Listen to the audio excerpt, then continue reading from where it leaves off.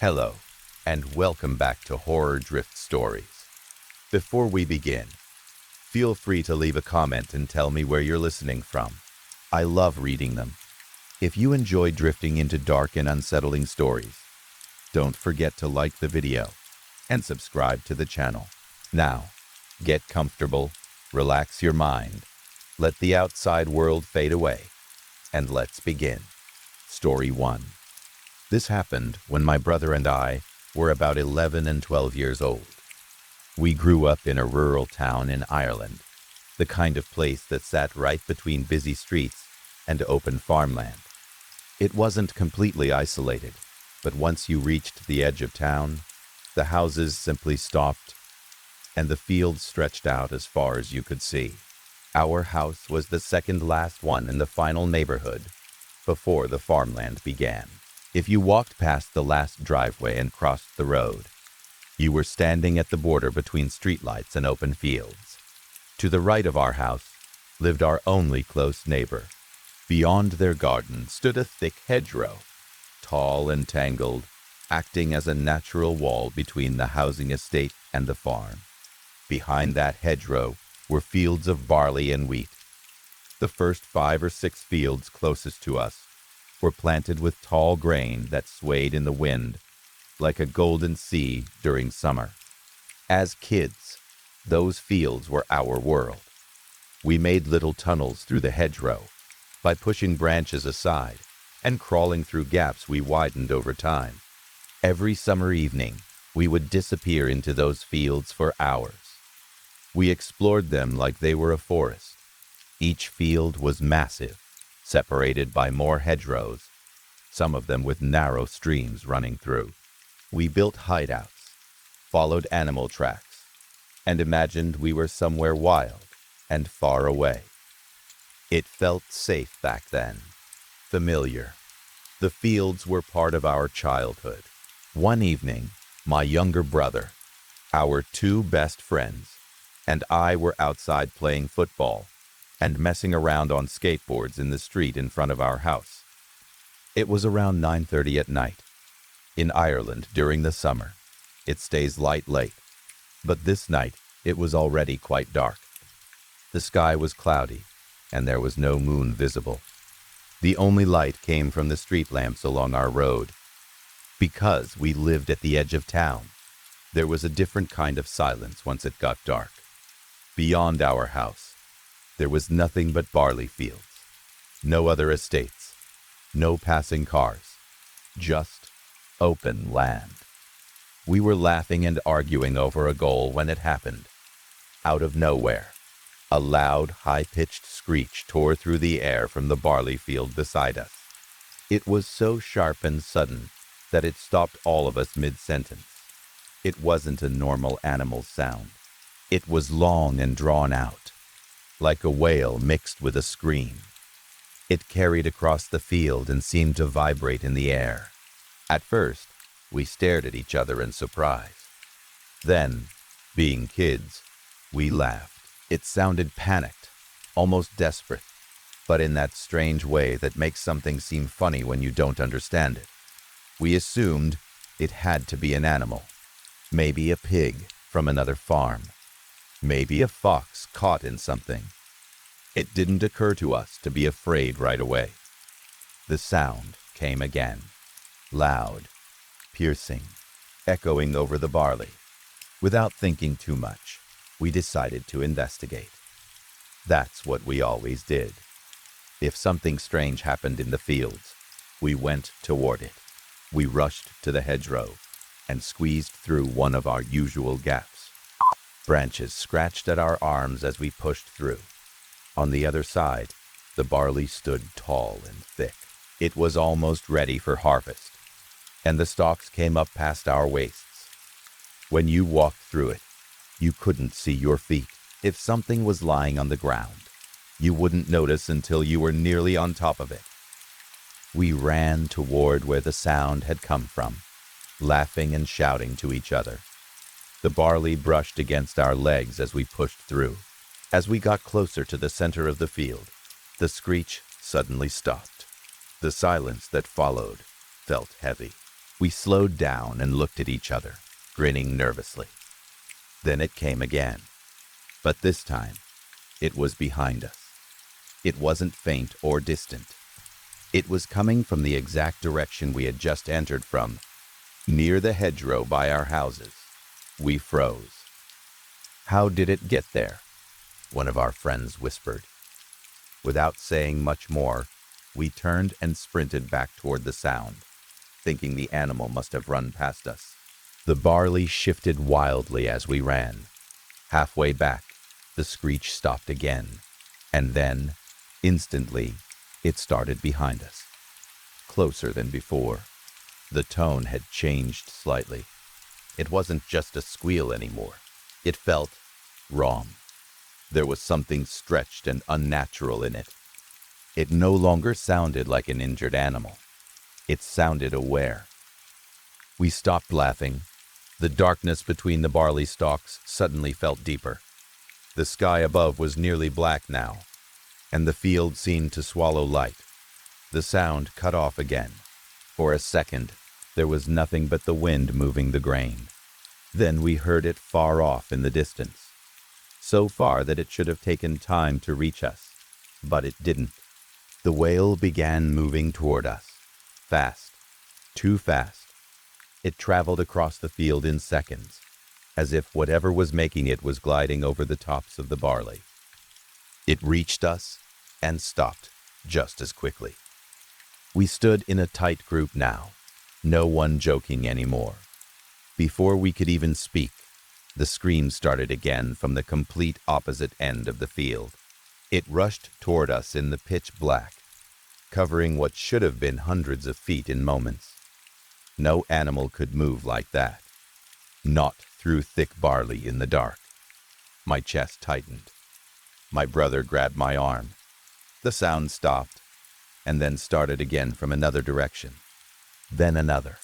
It seemed to come from everywhere at once, circling us, surrounding us, racing around the field at impossible speed. It wasn't random.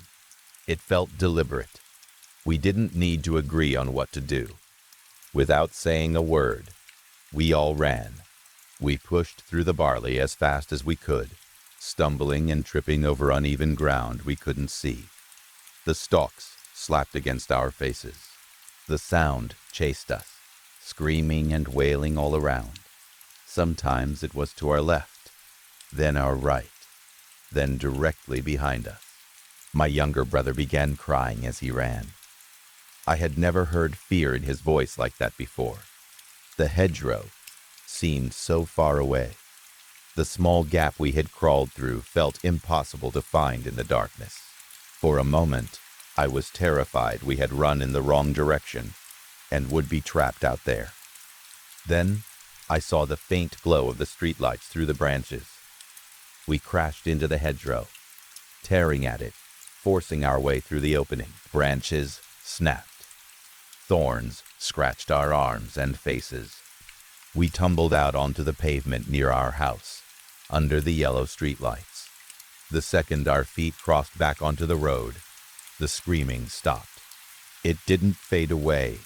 It didn't grow distant. It stopped. The silence that followed was absolute. We stood there, shaking, breathing hard, staring back at the dark field. The barley moved gently in the wind, calm and normal. There was no sign of anything inside it. My brother was hysterical. He clung to me, sobbing. We ran inside and tried to explain what happened, but it sounded foolish when we said it out loud. A sound that moved too fast. A scream that circled us. No one fully believed us, but we knew what we had heard. For weeks after that night, my brother refused to go near the hedgerow, even during the day, with sunlight shining over the fields. He wouldn't step through. The fear stayed with him. It changed something in him. Life moved on the way it always does. We grew older. The fields were harvested and replanted. Seasons changed. A few years later, my brother died suddenly in that same house. It was unexpected. It shattered our family. There was no warning, no sign. After his death, I started hearing stories from neighbors and older locals. People had reported seeing a thin, withered woman wandering near the fields over the years. Always at a distance. Always near the hedgerows. Some said they heard crying on certain nights when the wind was low. In Ireland, there is an old legend about a banshee, a spirit that wails before a death in a family. The sound is said to be high-pitched and filled with grief. It is not supposed to harm anyone directly. It only warns. I never believed much in old stories when I was a child.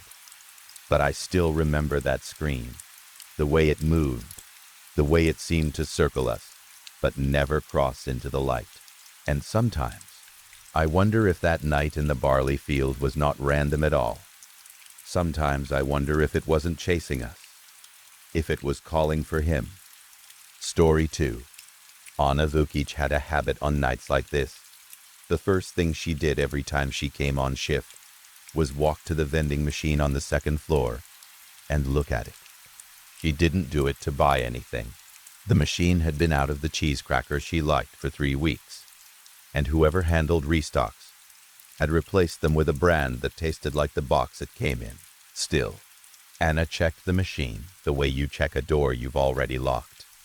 It was ritual.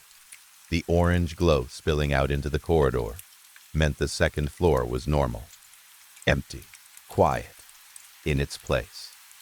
When that light was there, she could walk toward the nursing station and feel the whole building settle into the usual rhythm. Tonight, the vending machine was dark. She stopped in the corridor, her lanyard swinging softly against her chest, and waited for her brain to supply an explanation. Power flicker, she told herself. Maintenance had been in the building all week, especially on the 3rd floor, doing something with electrical conduit. She had signed a work order herself on Tuesday. That was probably it. She kept walking. The overnight crew rotated between floors on a schedule Anna had long since memorized. The nursing station on 2 was empty at this hour, so she didn't stop there. She headed for the elevator and went up. When the doors opened on the 3rd floor, she smelled floor cleaner. That was normal. But underneath it was something sharper, something that made her pause without really pausing. It was a smell you noticed and then pretended you didn't notice, because giving it too much attention made it worse. Cleaning chemicals did strange things when mixed. Anna had learned that her first week on the job. She'd called facilities at 2 in the morning once, convinced there was a gas leak. The guy who showed up had been kind, not mocking, and he'd explained it calmly while she stood there feeling embarrassed. Since then, she tried not to panic over a smell. She walked down the 3rd floor corridor and tested doors as part of her round. Utility closet. Locked. Linen storage. Locked. She kept moving. At the far end of the hall was room 318. The door was slightly open, not wide, just the latch not fully caught. The kind of thing you notice because you've noticed it 100 times before. Anna nudged the door shut with her shoulder, heard the click, and continued on. It was 11:47 p.m. She ate her dinner at the 1st floor security desk, half a sandwich from home. An orange she'd been meaning to eat since Monday. Bad coffee from the break room pot, the kind that tasted like old bitterness and stale plastic. She always meant to clean the pot properly, but the thought of scrubbing it late at night made her put it off again and again. Above the desk, the monitor screens showed the building as it always looked at night. Long corridors with no one in them, waiting rooms empty, an orderly crossing a frame now and then, a nurse pushing a cart, a janitor moving like a ghost through fluorescent light. Anna watched the screens the way you watch something familiar, not for excitement, but for comfort. She didn't need anything to happen. She just needed everything to stay in the same patterns. Her phone read 12:30. She stood, adjusted her jacket, and made her second round. The second floor looked fine, quiet, empty. The vending machine was still dark. This time she stopped and pressed the power button on the side panel. Sometimes the machine responded to that. Tonight it didn't. The screen stayed black. No hum. No orange glow. Just dead plastic. Anna made a note in the maintenance log and moved on. When she reached the third floor again, the smell was back. Stronger. Now she could place it. Copper. Like pennies. Like old blood. And under the copper was something else. A sour note that didn't have a clean name in her mind. Something organic and wrong. She paused outside the nursing station and checked the monitor bank. Everything showed green. Everything blinked the way it always blinked. No alarms. No warnings. No open doors. Then she heard something from down the corridor. At first it wasn't frightening. It was just sound. Wet. Rhythmic. A dragging noise, or something being moved. There was a pause in it, too. A long pause that didn't fit a normal pattern. Not quite the length of a breath. Not quite the length of someone adjusting their grip. It was its own kind of timing, like something deciding whether to continue. Anna stood still, listening. The sound stopped. The silence afterward felt different from normal silence. It had shape. It had intention. It felt like the silence of something that knew it had been heard. She started walking toward room 318. The door was open again. Her stomach tightened. She pushed it all the way open and stood in the doorway. The room wasn't empty. A man was crouched at the foot of the bed. The bed was occupied. The patient wasn't moving. The monitor beside the bed showed a flat line, but it wasn't making noise because it had been switched off at the panel. The man turned his head and looked at her, not startled, not guilty, not surprised, like he had been waiting for her to arrive. Anna ran, not toward the elevator.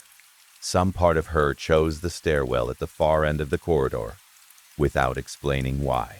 She sprinted hard, hit the door with her shoulder, and took the stairs two at a time. Her radio was already in her hand before she cleared the second landing. She said the words she'd been trained to say. She kept them short, forced them out clean, even while her lungs burned. Security. Third floor, room 318. Emergency, need response. Static. Then silence. Then the open channel tone. That meant she was speaking into an empty line. She reached the ground floor and burst through the stairwell door, turning left toward the main desk, and stopped. The corridor looked the same as it always did. The lights were on. The linoleum was the same dull pattern. The hand-washing poster hung crooked in the same spot. The supply room door still stuck in wet weather.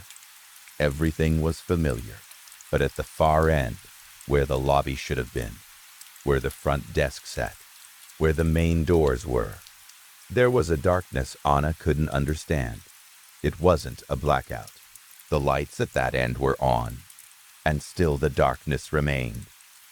Thick, unclear, like the air itself had turned heavy. Anna stared at it, trying to make her brain interpret it as something simple. A shadow, a trick of her eyes, a doorway left open. But it didn't behave like a shadow. It didn't recede when she looked harder. She made herself take steps toward it. 5 steps. 10. The darkness didn't move. It didn't shrink. It stayed exactly where it was, like a wall hung across the end of the corridor.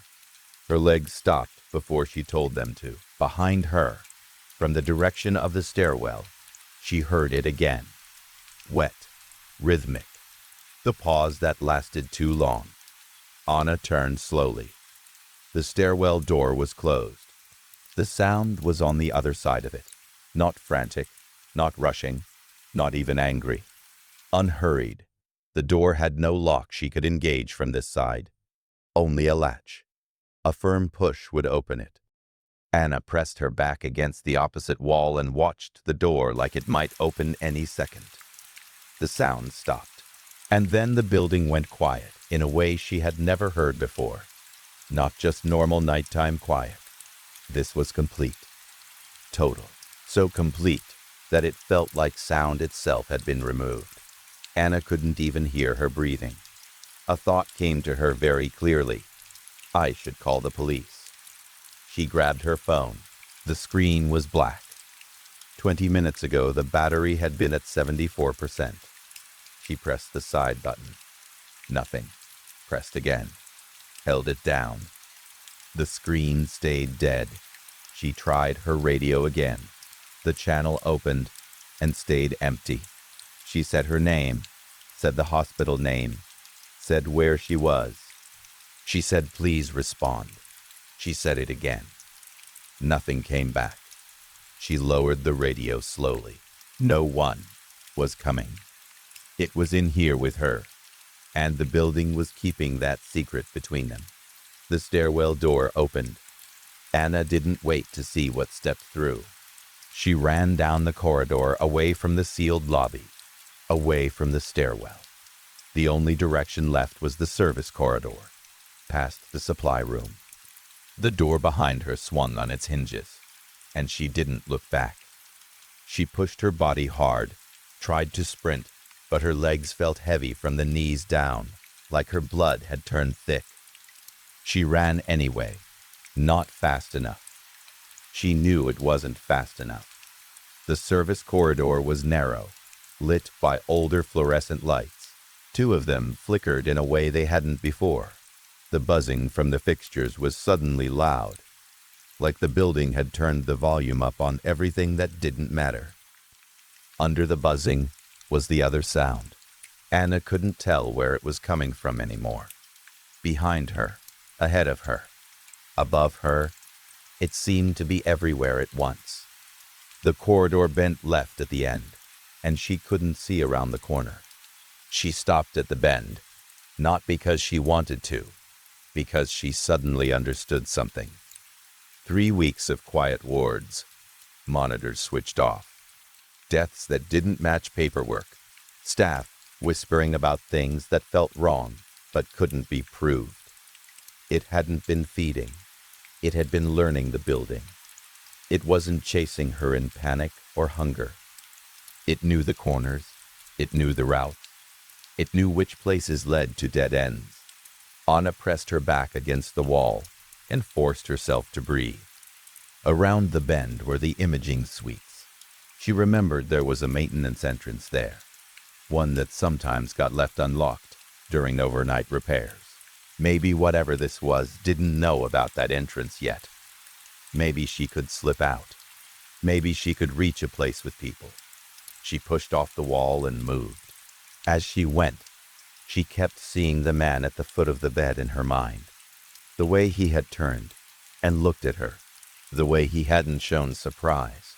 He had known she was there before she spoke. Anna realized tears were running down her face. She wasn't sobbing.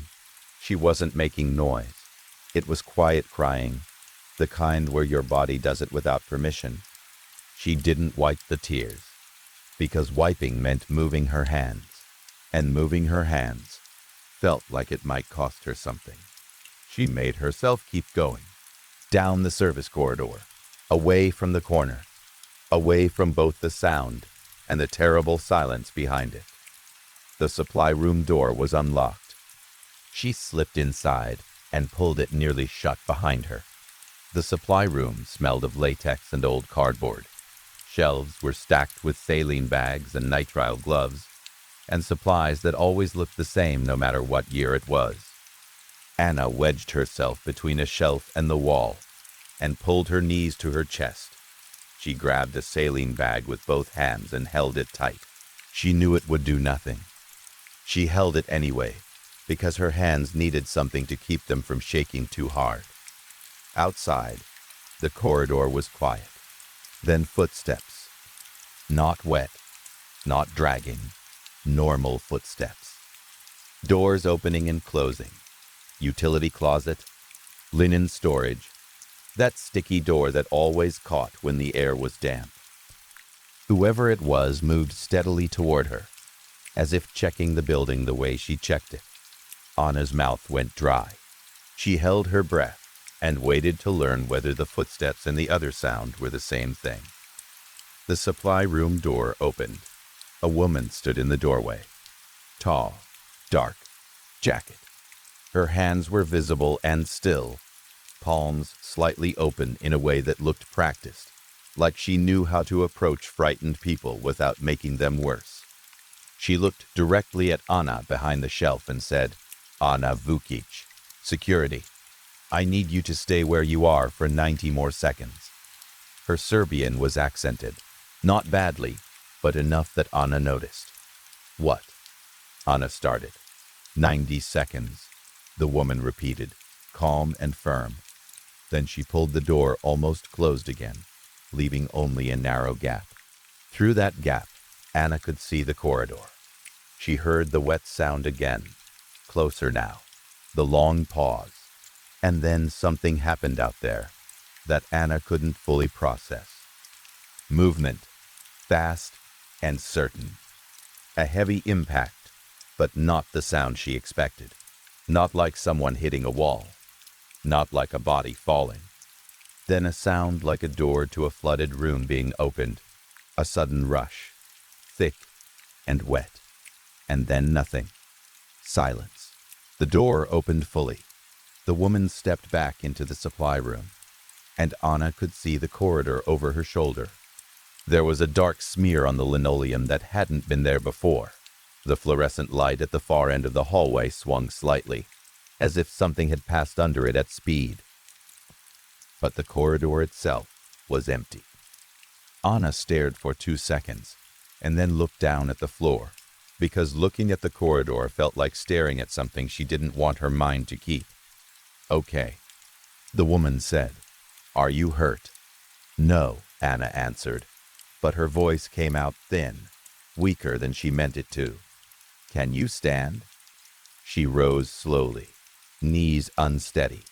She stepped out from behind the shelf and stood under the fluorescent light. The woman looked her over quickly, without touching her, eyes scanning the places someone might be injured. "What was that?" Anna asked.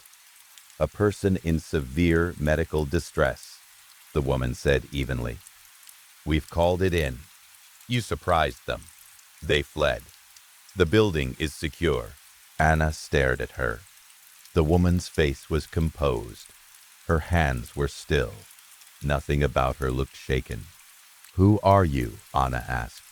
"My name is Noah," the woman said. "I work with the hospital on security reviews."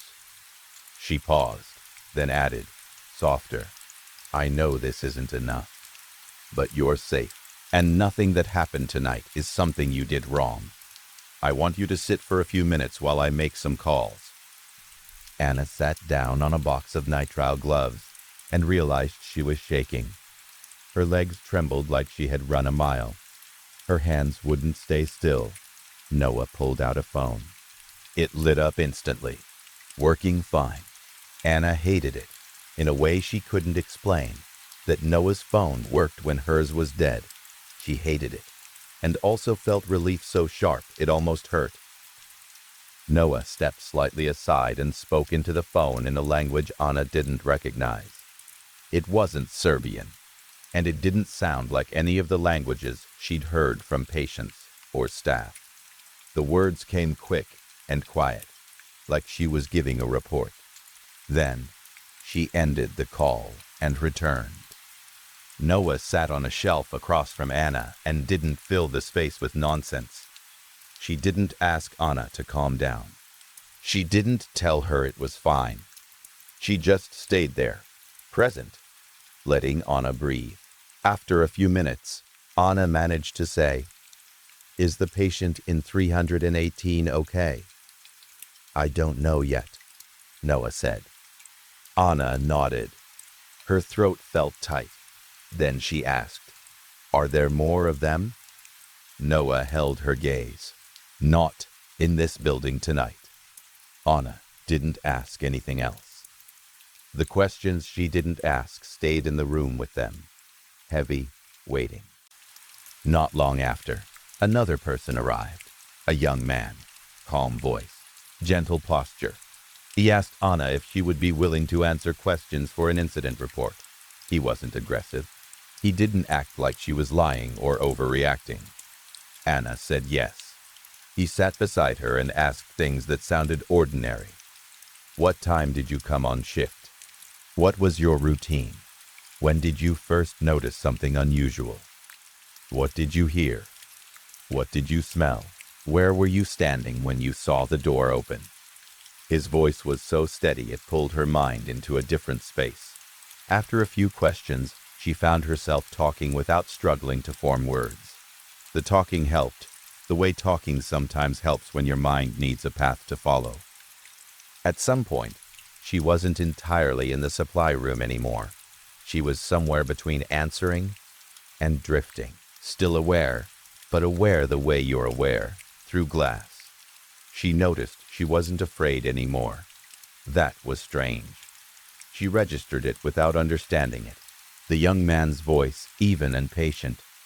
Can you tell me again what you noticed on the second floor? And Anna told him.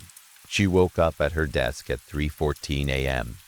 The monitor screens above her showed the building's usual nighttime view. Every floor green. Everything normal. Calm. Her sandwich was gone, eaten. The orange was peeled. Her coffee mug was empty. Her shift log was filled in up to 3 a.m. in her own handwriting. Second floor vending unit, power failure, maintenance logged, rounds clear. She read it twice and accepted it because the alternative felt too big to hold. Her body had that dull ache you get when you fall asleep sitting up. She stretched her neck and rubbed her eyes. She finished the rest of the shift like someone moving through fog. At morning handover, she passed the desk to the next guard and left without saying much. Outside, the city was turning gray and orange with sunrise. Anna took the tram home. It was mostly empty. A man slept across several seats at the far end. On the platform, pigeons pecked at something near the trash bin as the doors closed. She slept until afternoon. 3 nights later, she came back for her next shift. The vending machine on the second floor was working again. The orange glow spilled into the corridor like nothing had happened. The cheese crackers were back. The right brand. The slot filled completely like someone had decided it mattered. Anna bought a pack and ate them slowly at her desk. They tasted like normal crackers. Salt. Familiar. Something small returned to its place. At midnight, she made her first round. The building was quiet. Corridors empty the way corridors are supposed to be empty. She saved the third floor for last. Room 318 was no longer a patient room. It was being used for storage now, according to a memo about ward changes and policy updates. Anna had read it and not thought much about it at the time. She tried the door. Locked. She nodded once, like that explained something, and moved on. When she reached the stairwell door at the end of the corridor, she paused with her hand on the push bar. She didn't know why she stopped. Nothing happened. No sound, no smell, no flicker in the lights. Just a moment where it felt like the building was holding its breath. Anna pushed through and took the stairs down, and the door closed behind her with a soft, ordinary click. Story 3. They didn't call them superpowers. The letter didn't say anything about capes or secret identities or flying. It didn't say anything fun at all. It came in an official envelope with government stamps and thick paper that felt too serious to touch with sticky fingers. It called me a cognitive variant. Cognitive was the kind of word adults used when they wanted to sound smart. It was the kind of word that made you feel like you'd done something wrong without even knowing what. I went on Google and typed it in, and the first thing that came up was a picture of a brain that looked like it had been peeled open. That didn't help. It made it worse. I wasn't the only one in my class who got a letter. Alex got one too. He lived across from me, close enough that I could see his house from my front window. The same day the letters arrived, the school sent a message telling parents not to send us in. No classes, no explanation. Just a tight, nervous kind of warning that made the grown-ups talk quietly and keep checking their phones. I went over to Alex's anyway. If school was off, then it was like a surprise holiday. That's what it should have felt like.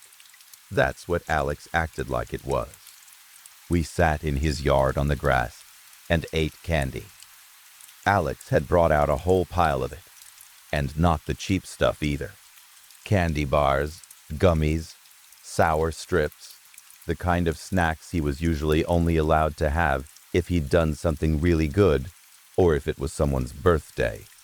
He kept shoving wrappers into his pockets like he didn't want them to blow away and give him away, even though no one was stopping him. Inside the kitchen, I could see his mom through the window. She was crying. Her shoulders kept shaking like she was cold. Alex told me it was because she'd cut too many onions. But she wasn't cooking. There was no chopping, no pan on the stove. She was sitting on the floor with her head down in her lap, like she was trying not to throw up. Alex didn't seem worried, or maybe he was. And this was how he covered it. He kept grinning like he'd won something. Superpowers, he said, waving his hands in front of his face like he was presenting a magic trick, like Superman. He nudged me with his elbow. His cheeks were already getting red from sugar and excitement. My parents aren't saying it because they think it'll worry me, he went on. But isn't it like so cool? We have real superpowers. He jumped up and pumped a fist in the air, like a superhero landing. I heard Luna Davies can teleport, Alex said. And then he started running in circles, laughing so hard he almost tripped over his own feet. Luna sat behind me in class. She was quiet. She was always drawing on her desk with pencil marks she tried to rub off later, the kind of kid who stayed in her own world. Sometimes, she would just stand up in the middle of a lesson and walk out. Our teacher used to let her. She'd say Luna just needed to cool off in the corridor. But the last time Luna got up and left, she didn't come back. Someone had come to the classroom door and asked for her, and the teacher's face had changed. That calm, patient teacher face disappeared. Luna walked out, and that was it. Alex dropped down beside me again, breathless. I heard she totally flashed from one room to another. He whispered, like he was sharing the best secret in the world. Do you remember when she had to keep leaving class because she hated it? Now she can leave whenever she wants. He leaned closer, eyes wide. Do you think we'll get capes? I didn't answer right away. I was staring at the kitchen window. Alex's mom hadn't moved much. Her hair was down, thick blonde curls falling into her face. She usually wore it in a strict ponytail. She usually wore a pinstripe suit. She was always neat and sharp and serious, always correcting Alex's posture and telling him to chew with his mouth closed. Now, she looked like someone had swapped her out with a stranger. Her face was blotchy, her eyes were swollen, and even from outside, I could tell her breathing wasn't normal. It looked like she was trying to remember how to do it. Alex, a voice said. Alex's mom stepped out onto the back porch. She didn't mention the candy wrappers. She didn't say a word about the cake. The cake wasn't even supposed to be touched. Alex had gone one step further than candy. He'd opened their fridge and pulled out a chocolate cake that looked like it was for a birthday or a holiday. The frosting was thick and shiny, the kind you could get lost staring at.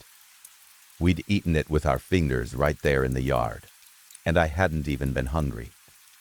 I'd mostly just dipped my fingertips into the gooey chocolate and licked them clean. Alex's mom stood there holding her robe tighter around herself, like it was the only thing keeping her together. Her smile was wide, but it didn't reach her eyes. "Come inside now, sweetheart," she said. Alex groaned dramatically. "Why? I want to play superheroes." "You can play tomorrow," she said. Her voice was gentle, but it had a sharp edge underneath, like a knife hidden under a napkin. Alex giggled and ran up to her, wrapping his arms around her waist. "Do you want to guess what superpowers I've got, Mom?" "I bet it's super strength." He tried to lift her off the porch, laughing, and then fell back on his butt. His mom didn't laugh, not even when I did a little, because it felt like you were supposed to. Her eyes slid to me. "Minnie," she said, and my stomach tightened at how serious my name sounded in her mouth. "Your mother called. She wants you to go home." I opened my mouth to protest. I didn't want to go home. Not yet. Alex was making it feel normal, like this was just a weird day off school, like we were lucky. But Alex's mom's face shifted. Her smile thinned, faded, and for a second, something twisted in her expression. Her mouth curled in a way that made me think of someone holding back anger, or pain, or something worse. "Go home, sweetheart," she said again, softer, but not kinder. "Now." So I nodded. I waved at Alex, who looked confused, and then I walked away. Behind me, the door slammed shut. I'd only made it 2 steps off their lawn when my throat filled with something thick and sour. Chocolate rose up like it had turned to sludge. I swallowed hard and forced it back down. I didn't want to throw up in their yard. I didn't want to turn around and see Alex's mom watching me. Then I heard it, a loud bang from inside Alex's house. I froze for half a second. My brain tried to explain it away. Pipes, I told myself. Alex's house was old. It made noises. It creaked and clumped, and sometimes the radiators knocked in winter. I took another step. A second bang echoed through the walls, deeper and louder, the kind of sound that you felt in your teeth. My legs went wobbly. I didn't look back. I started running. I ran all the way home, telling myself over and over that it was just pipes, just stupid old pipes, just noise, nothing to do with me. When I got home, Mom was sitting on the stairs with another letter. She was holding it like it weighed too much. Her face looked strange, not like she'd been crying exactly, but like her skin had gone tight around her eyes, like she'd been bracing for something, and her body had gotten stuck that way. I grabbed a soda from the fridge, because I didn't know what else to do. The can hissed when I opened it. The sound felt too loud in the quiet house. "What does it say?" I asked, even though I already knew it would be bad. Mom didn't respond. She looked down at the paper like she couldn't make herself read it again. Then she tore it in half, and then in half again. Fast, angry tears. She threw the pieces in the trash like they were burning her hands. So I picked up one of the pieces and read it myself. "Dear Mrs. McLaren, mother of Minnie McLaren, your daughter has been designated red, meaning cognitive variant level 5. She will be immediately taken to a rehabilitation center where she will be evaluated and receive treatment. Please do not ignore this letter. Ignoring this official notice is punishable by imprisonment." There were more words after that. Big words I didn't understand. Things about compliance and enforcement and agencies that sounded like they belonged in the news, not in my kitchen. My hands started shaking. I scrunched the paper into a ball hard enough to wrinkle it into something ugly. Treatment? Treatment for what? For something they were calling a variant, like I was a mistake in a machine. Alex said it was superpowers. He said it like it was a prize, like we'd been picked for something special. So why did the letter sound like I was sick? I asked Mom what it meant, but she didn't answer with words. She pulled me into a hug so tight, it hurt. Her arms were shaking, her chin pressed against the top of my head.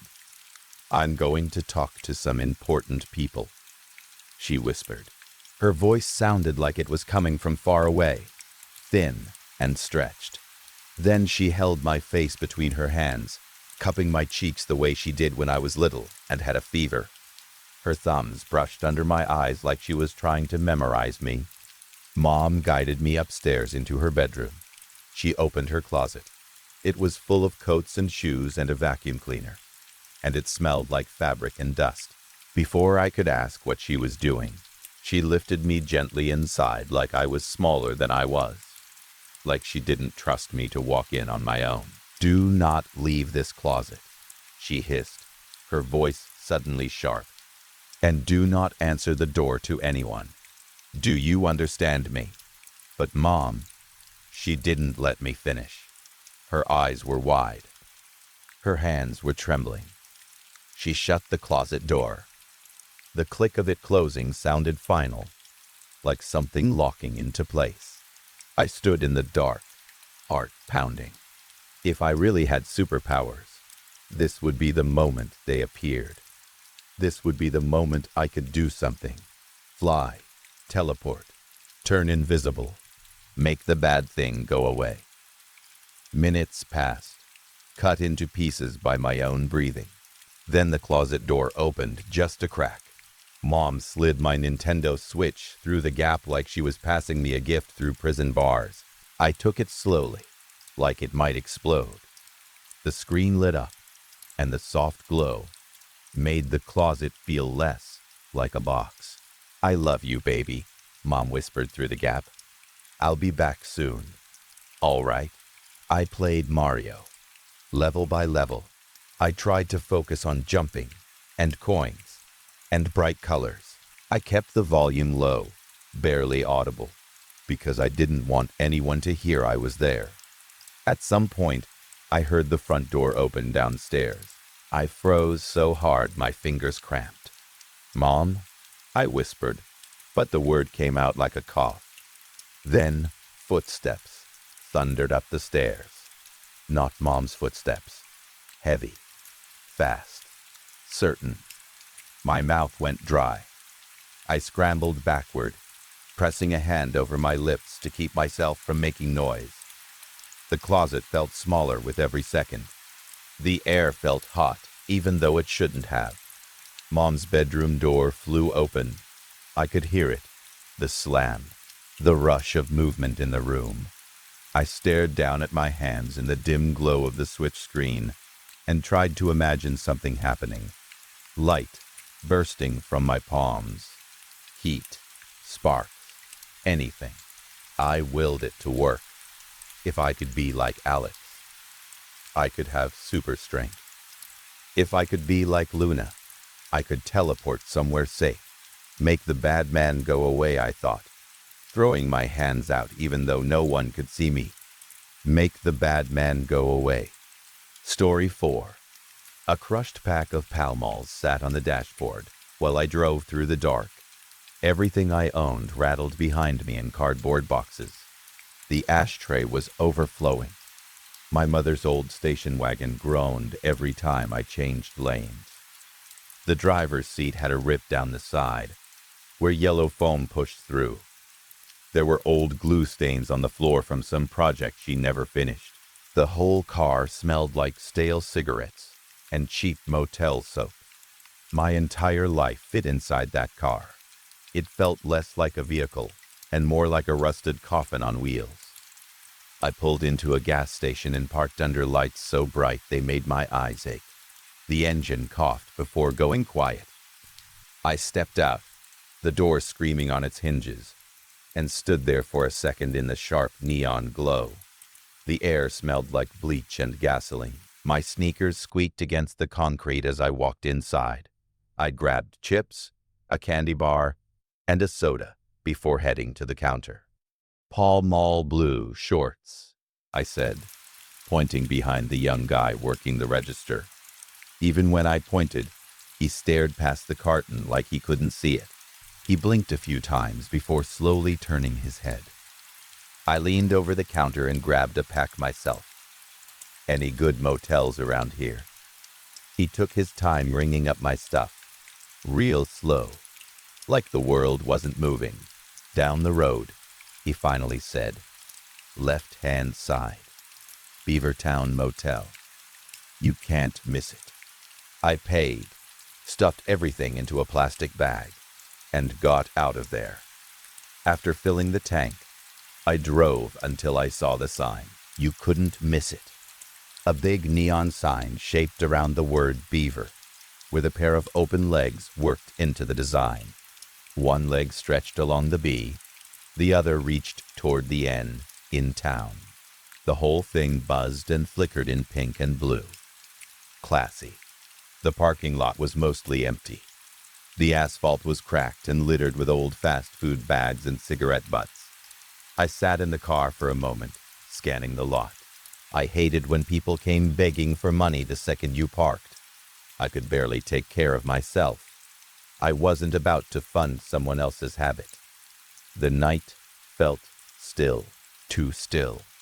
Somewhere nearby I heard muffled voices, but I couldn't see where they were coming from. I locked the car and walked to the front office. The door chimed when I opened it. The fluorescent lights inside were harsh and humming. Behind the counter sat a young woman glued to her phone. I need a room, I said, resting my hands on the counter to get her attention. For how long? She asked, without looking up. A few days. 4 or 5, maybe. She snorted softly. You're a lifer. I leaned closer. You're a lifer, she repeated, finally setting her phone down. There are lifers and there are floaters. Floaters pass through. Lifers try to ground themselves, stay a while, figure things out. She tapped at the keyboard.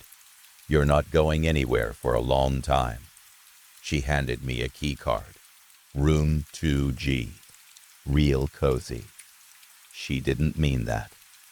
Thanks, I muttered, taking the card and stepping back outside into the damp night air. The concrete stairs to the second floor were cracked and stained. I ran my hand along the rusted railing as I climbed. Room 2G was at the far end of the balcony. I opened the door. The bed was king-sized, which was the only good thing about it. The sheets were white once. Now they were yellowed and blotched with brown stains that told stories I didn't want to know. I stripped everything off and tossed it in a pile. I went back to the car for my own sheets and pillows. I wasn't sleeping on whatever that was. On my way back up, I passed a woman dressed up like she was heading to a club. Too much makeup. Too thin. She teetered in high heels beside an older man wearing a suit like he was headed to a business dinner. Evening, I said. She didn't answer, just smiled at the man and walked with him toward one of the rooms. I set up my space, my sheets, my blankets, my pillows. For the first time that night, it felt slightly less like a coffin. The next morning, I went down to the office to ask about work. The girl from the night before was gone. In her place stood an older man with a wide grin and neatly combed hair. "Morning," he boomed. "Any jobs available?" I asked. "Why, sure we do." He sounded genuinely thrilled. "We need a new maid. Ours haven't been meeting company standards." He said it like it mattered. He introduced himself as Carl. He gave me a master key and a list of rooms, and sent me on my way. My first stop was the blonde woman's room from the night before. I knocked. She cracked the door open just enough to look at me. "I'm here to clean." "No need." "I got it," she said, and shut the door. I shrugged and moved on. Later, I saw her glide into a car in the morning light. Smooth movements, almost too smooth. I went back to check her room. Spotless, vacuumed, sprayed, wiped down like it had never been used. I laughed under my breath. Never met a tidy hooker before. Guess there's a first time for everything. I finished my rounds and went back to my balcony that night with a folding chair and a 24-pack of beer. They were warm, but I didn't care. Below, the blonde moved through the parking lot again with a different man. She seemed to float from shadow to neon without making a sound. Then a brunette appeared, dressed almost the same. Another man followed her. Then another blonde, a redhead. 5 of them by the time the night deepened. They moved like a routine, entered rooms, disappeared. In the morning, they came out in sync. Each climbed into her own car and drove away. I didn't see the men leave. That's when curiosity started chewing at me. The next night I watched again. 3 of them showed up. This time, instead of sitting and drinking, I followed one to her room. I stayed far enough away to avoid being obvious. The curtains inside weren't fully closed. I watched. It looked like what you'd expect. Cheap motel sex, nothing surprising. Then I heard it. The vending machine down the hall started humming. A low, off-key drone that felt wrong. Too loud. Too steady. The woman slid off the bed. She reached into her purse and pulled out a butcher knife. The hum grew louder. Then came a wet, heavy sound. The man's arm hit the floor. I stumbled backward into the railing, nearly knocking over a beer can. My heart slammed against my ribs. I moved to the next room. Another woman was already cleaning, scrubbing hard, bleach heavy in the air, the hum still going. The next room. A body being dragged into the bathroom. The door shut. Time passed. She came out alone. I ran back to my room. There was no way this was real. No way 5 women were killing men night after night. The next morning, I stood at the front desk staring at Carl. He smiled like always. "What about those women?" I asked. His smile tightened. "I don't know what you mean." "Come on, Carl. We're practically family." The smile disappeared. "They work for the company," he said sharply. That was it. I spent my shift thinking about the company. That night, I followed the smell of bleach back into one of their rooms. I locked the door behind me. The bathroom looked perfect. Too perfect. Then I noticed a red smudge near a picture hanging slightly crooked. I moved the frame. There was a small door behind it. I opened it. A staircase led down into darkness. I shouldn't have gone. But I did. At the bottom was a basement with 5 metal doors along the back wall. I opened one. The smell hit first. Iron. Blood. There was a body on a table. Cut open. Doctors working quickly. Organs being removed. Boxed. Passed through another door. I staggered back and ran straight into Carl. "I see you found the company product," he said calmly. "I won't tell anyone," I stammered. "I know you won't." He put a hand on my shoulder. "You have a choice. Work for the company or become product." He smiled wide. "I'll take the job," I said immediately. "Good," he said. "From now on, you do your job. Stay in your room. Mind your business." I nodded. I knew I wasn't leaving alive otherwise. That night, when the blonde passed me on the balcony, I grabbed her arm. "What's your name?" I asked. "Glitter," she said with a smoker's grin, and walked into her assigned room. I went back to mine and sat on the bed. Lifer. The girl at the front desk had been right. When I got my first envelope stuffed with cash, I stopped thinking about leaving. The company paid well. Really well. People disappeared. Organs moved. Money came in. And I stayed. Story 5. When I took my 6-year-old son Caleb elk hunting in Meeker, Colorado over Thanksgiving, I thought the trip would be good for us. We stayed in a small historic cabin owned by Miller Creek Cabins. The CEO was an old friend of mine, and he made sure we got one of the better places on the property. The cabin had been built in the early 1900s. It creaked in the wind and smelled faintly of old wood and smoke. The best feature, at least to me, was an antique oak wardrobe that stood against the far wall of the bedroom. It was tall and heavy, carved with floral patterns that had softened with age. I've always liked old things. They carry stories in their scratches and dents. Caleb's mother had passed away not long before the trip. Since then, my son had grown quiet.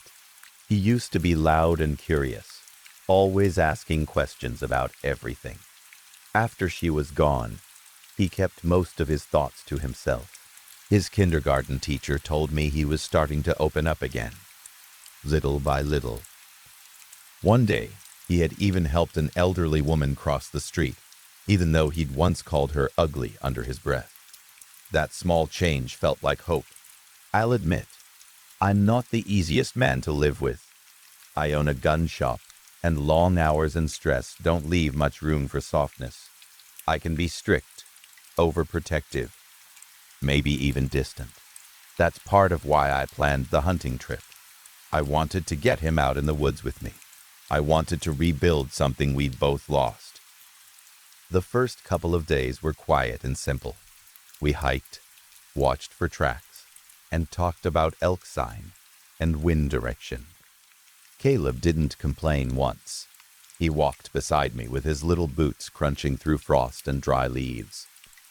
At night, we ate canned stew and listened to the wind press against the cabin walls. Then came Thursday night. I had just stepped out of the shower. The hot water had fogged the small bathroom mirror, and the cabin air felt colder against my skin. That was when I heard Caleb whispering from the bedroom. At first, I assumed he was talking in his sleep. Kids do that. But then I heard another voice. It was faint, wet, like someone crying through a clogged throat. A smell reached me next. It was foul, thick, and sour, like rotten meat left too long in a warm room. My heart started pounding. I moved quickly into the bedroom and flipped on the light. For a split second, I saw something dart from beside Caleb's bed toward the wardrobe. It was a blur of dark fur and bone. My eyes barely registered a hairy leg and what looked like elk antlers slipping through the closet doors. I lunged forward and yanked the wardrobe doors open. Empty. Just hanging coats and the old cedar scent of stored wood. I turned to Caleb. He was sitting upright in bed, calm. Too calm. There was a dark, wet patch beside him on the mattress. "Who were you talking to?" I asked, trying to keep my voice steady. "Wesley," he said. "Who's Wesley?" I swallowed hard. "Where is he?" "In the closet," Caleb said simply, like he was telling me someone was hiding for a game. Then he told me the rest. Wesley, according to my son, had been turned into a Wendigo in 1906, a creature bound to a master who lived in another dimension inside the wardrobe. This master forced Wesley to abduct children from across Colorado and bring them through the closet to feed him. But Wesley had stopped, because Caleb looked like his brother. Way too much. Caleb looked at me with wide, serious eyes. "Please help him, Daddy." I'm not a man who believes in monsters. I sell firearms. I believe in steel and powder and physics. But I had seen something slip into that closet. I had smelled something that didn't belong in this world. I didn't think I could handle it alone. So, I called the police commissioner in Meeker. He was someone I knew through business and charity events. He had been dealing with missing children cases for years, cold cases stretching back decades. He had been close to giving up. When I told him what I saw, he didn't laugh. He didn't hang up. He came to the cabin. The next evening, after a long talk and preparation, we waited. The Wendigo returned. It stepped out of the wardrobe slowly. Its body was tall and thin, covered in matted fur. Antlers rose from its skull. Its face was twisted between animal and child. Bruises covered its arms, and there was a deep gash across its neck. Tears ran down its cheeks. Caleb ran to it without fear. I followed close behind, rifle in hand. The commissioner walked beside me, body camera recording. When we explained the plan, the creature nodded. It lifted Caleb gently and carried him into the wardrobe. I tightened my grip on my hunting rifle and stepped through after them. The world on the other side was not a room. It was a wasteland. Gray rocks stretched under a dark sky. Leafless trees twisted upward like broken fingers. The ground was littered with bones, human bones, elk skulls, torn clothing, children's shoes from different eras. The smell was overwhelming. Rot, sewage, something sweet and spoiled at the same time. I had to turn away and vomit more than once. Still, I whispered to the commissioner, trying to keep some humor alive. This place stinks, but not as bad as Velma. He didn't laugh. When we approached what looked like a cave carved into black rock, the Wendigo growled low in its throat. Then the master appeared. It stepped out of the darkness slowly. It had the head of an elk, covered in white fur, but its body was wrong.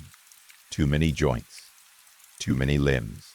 8 long arms ended in claws. Its eyes were hollow and black. The smell around it was even worse, like meat left in a dumpster for days. I raised my rifle from behind a cluster of dead trees. I fired. The first shot echoed across the wasteland. Then another, and another. I emptied the entire magazine into its head. The creature screamed, a sound that tore through the air. Black blood poured from the wounds. It waved one of its many arms. The bones scattered across the ground began to rise. Human and elk skeletons fused together. They formed crude, twisted soldiers and rushed toward Caleb and the Wendigo. The Wendigo clutched Caleb tightly and fought back, knocking several skeletons aside with unnatural strength. The master retreated toward its cave. I smashed a skeleton's skull with the butt of my rifle. The commissioner fired his pistol steadily, shattering bones that lunged toward us. I shoved a fresh magazine into my rifle. I aimed at the master's legs and fired. It collapsed forward, exposing its head again. I fired until the magazine ran dry. The master fell, dead. The ground cracked beneath us like shattered glass. The world around us began to crumble into blackness. The Wendigo grabbed both Caleb and me and leaped back toward the wardrobe. The commissioner followed close behind. We tumbled back into the cabin bedroom as the wardrobe doors slammed shut. The old oak wardrobe shook violently. Then it collapsed into wooden planks. We lay on the floor in silence. In front of us, the Wendigo began to change. Its antlers cracked and fell away. Its fur peeled off like burned skin. Its hooves crumbled into dust. When the transformation ended, a small 6-year-old boy stood there, shocked, barefoot, human.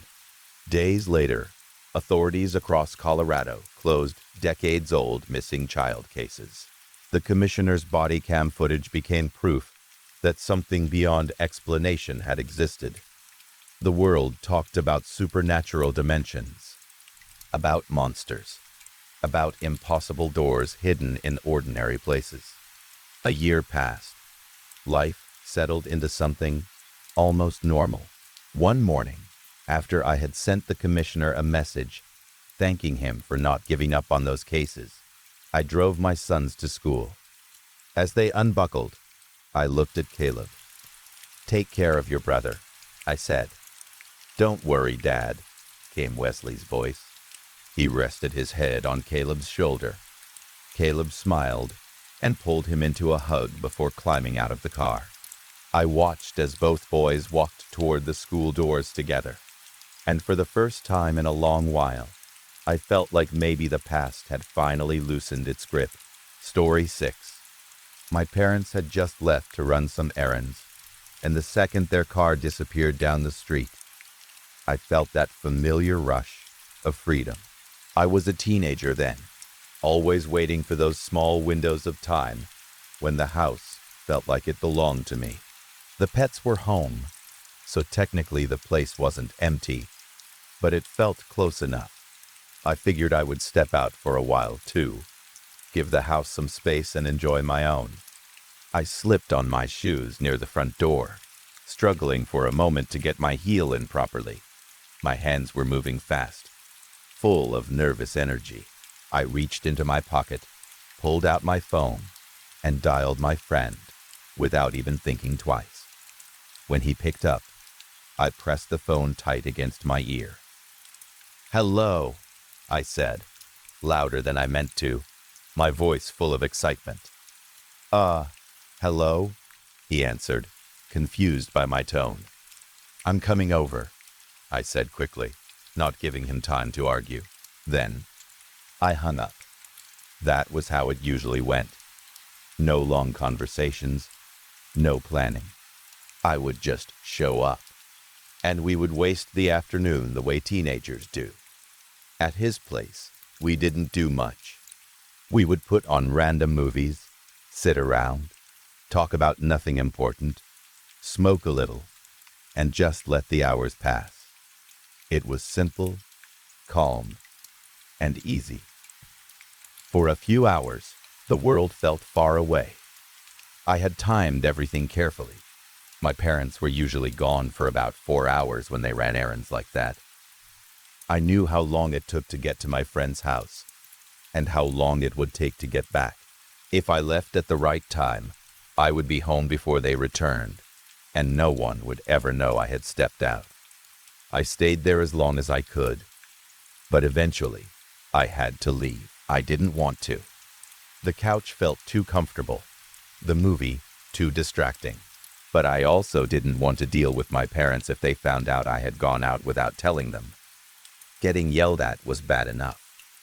Getting grounded was worse. I got into my white Honda Civic and started the drive home.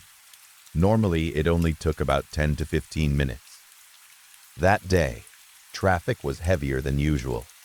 Every red light felt personal, like it was trying to punish me. By the time I turned onto my street, it had been almost 20 minutes. As soon as I pulled into the driveway, my stomach dropped. My parents' car was already there. For a second, I just sat in my seat, staring at it, hoping maybe I was wrong. Maybe they had walked somewhere. Maybe it was a neighbor's car. But I knew it wasn't.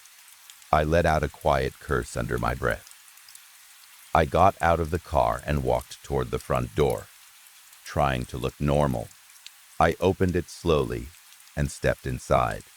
The second I closed the door behind me, both of them were there. "Where have you been?" my mom asked sharply. "You didn't tell us you were going out," my dad added. Their voices overlapped, frustration filling the air. Before I could even come up with a good excuse, they told me to go to my room and stay there until dinner. Their tone made it clear this wasn't up for discussion. I acted upset. As I headed toward the basement stairs where my room was, I let my footsteps hit harder than usual, hoping it would sound dramatic enough to satisfy them. In truth, I didn't really care.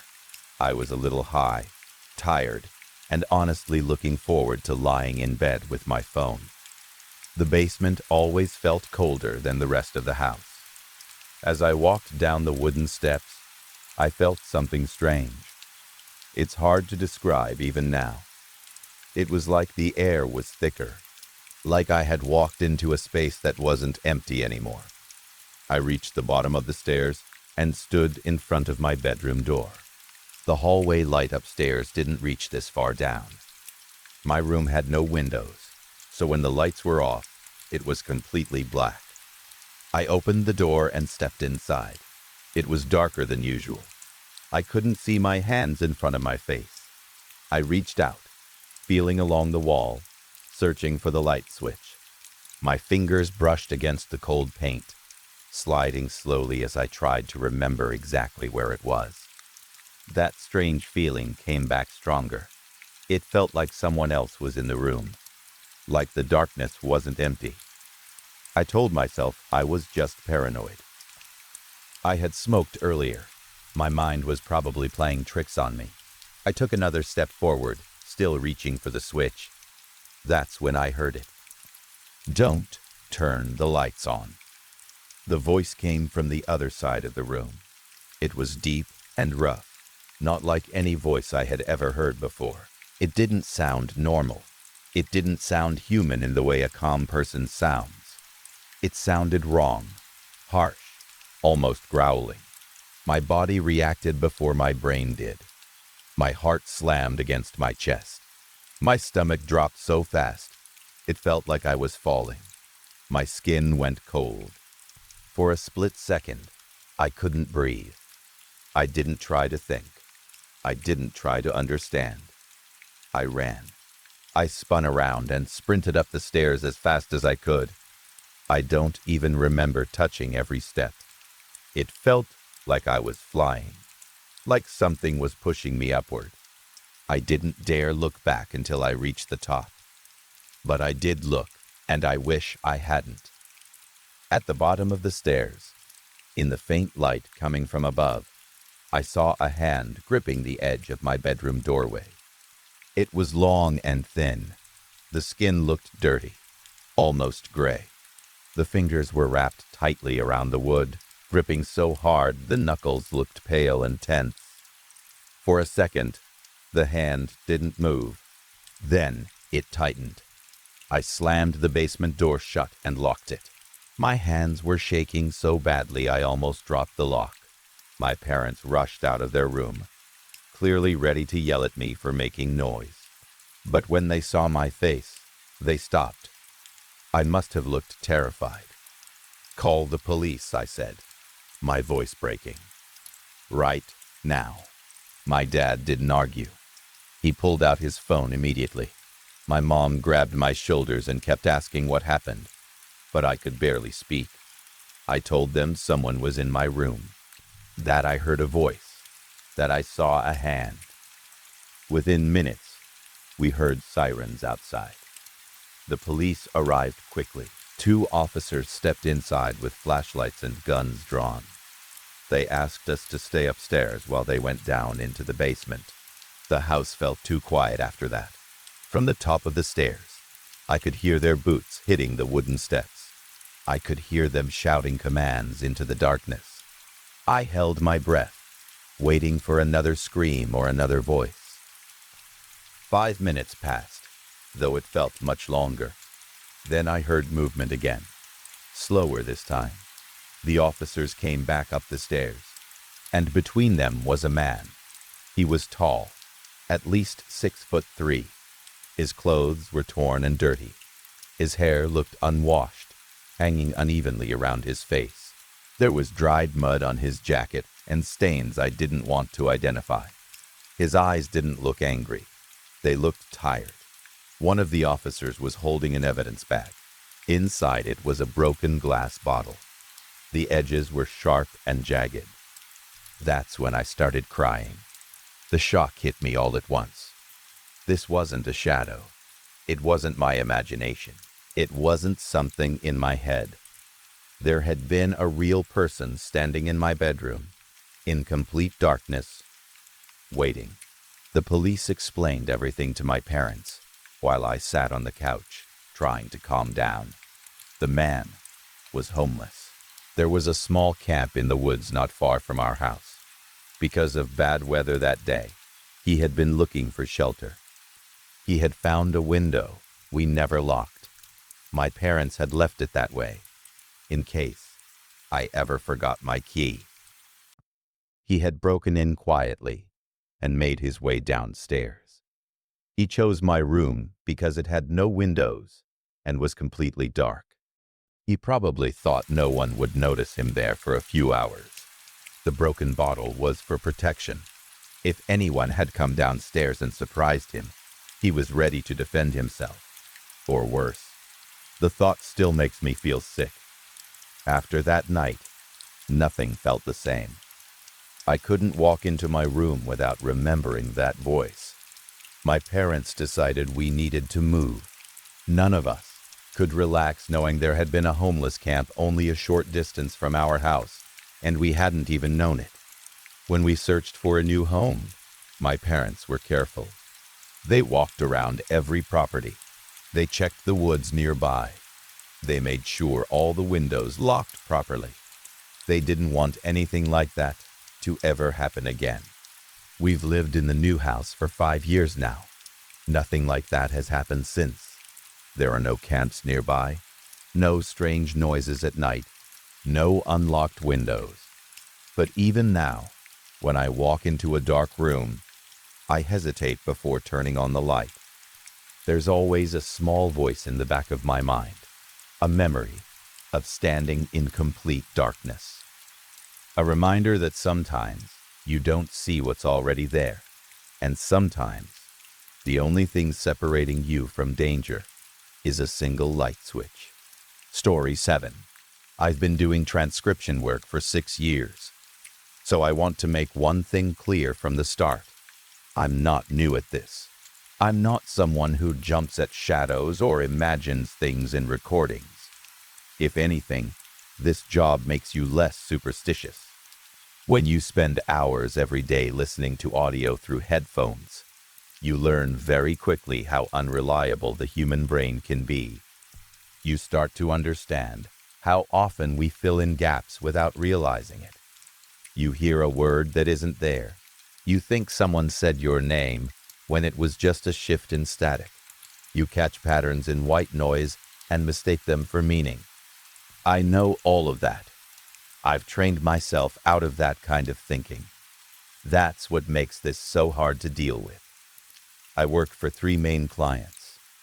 I'll keep details vague because one of them is a law firm and I signed a confidentiality agreement. But I can explain the basics. Client A is a therapist who records sessions with patient consent, so she can review them later for her notes.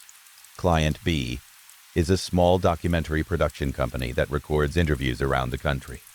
Client C is the law firm, and most of that work involves depositions. It's technical, repetitive, and often very dry. I work from home. I get the files in batches, download them, and spend hours with my headphones on. I bill by the hour. Some months I transcribe 60 hours of audio, some months closer to 80. Over 6 years, that adds up to thousands of hours of listening to people talk. I've heard everything.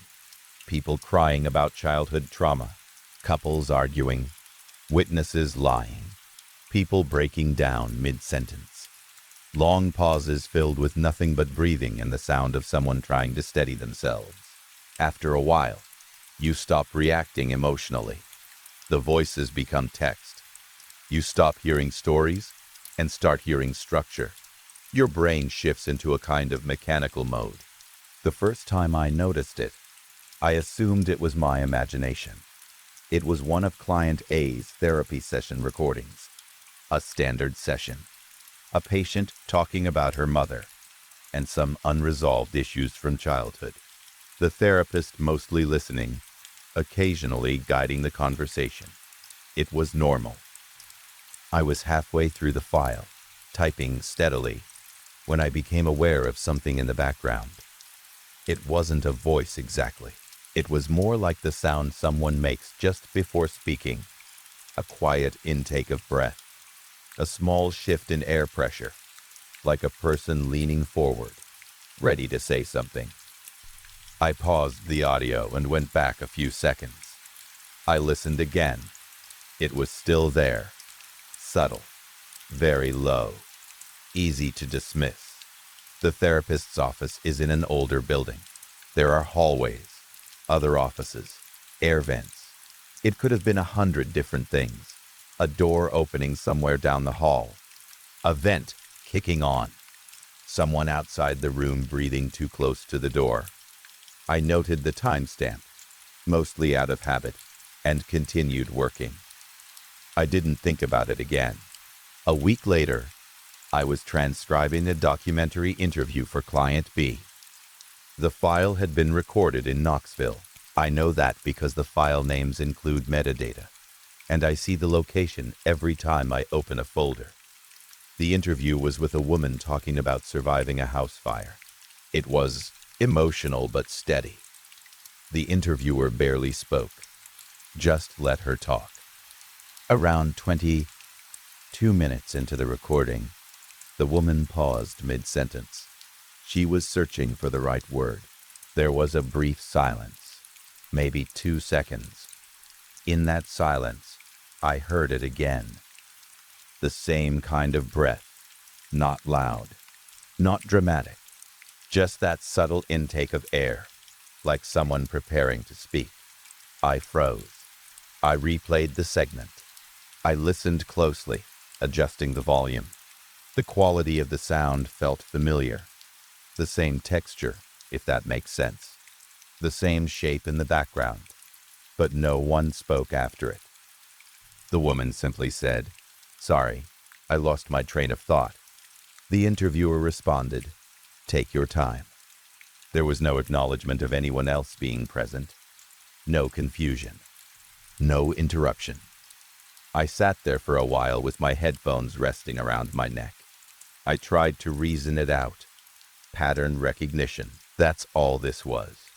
When you listen to enough audio, your brain starts looking for repetition. It finds similarities, even when they're coincidence. The therapist's office is in Portland. This interview was recorded in Knoxville. Different cities, different equipment, different rooms, different people. There was no logical connection. I finished the file and moved on. The deposition was what changed everything. Client C's files are usually the least interesting. This one was a business dispute. An attorney questioning someone about financial documents. It was dull. My fingers were typing automatically. I was probably only half focused, which is common for these kinds of recordings. At one point, the attorney asked the witness to spell a name for the record. The witness started spelling it out slowly. There was a pause between letters, maybe half a second long. In that pause, I heard the breath again, but this time it didn't fade. This time, after the intake of air, something followed it. It wasn't a clear word. It wasn't even a whisper in the usual sense. It was more like the outline of a word, the sound of someone speaking from behind a wall. You can tell they're forming syllables, but you can't quite make them out. I stopped typing. I went back and listened again, and again, and again. 14 times.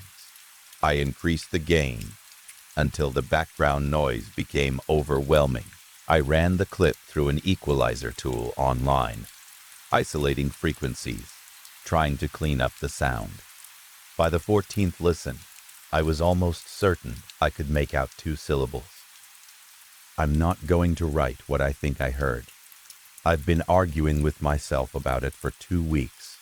One of the things you learn in transcription work is that if you tell someone what you think you heard, you influence their perception. Once you suggest a word, that's what they'll hear. I don't want to do that, but it was close enough to something recognizable that it made my skin prickle. I checked the metadata again. This deposition had been recorded in yet another city. Different building, different people, different equipment, weeks apart from the other files.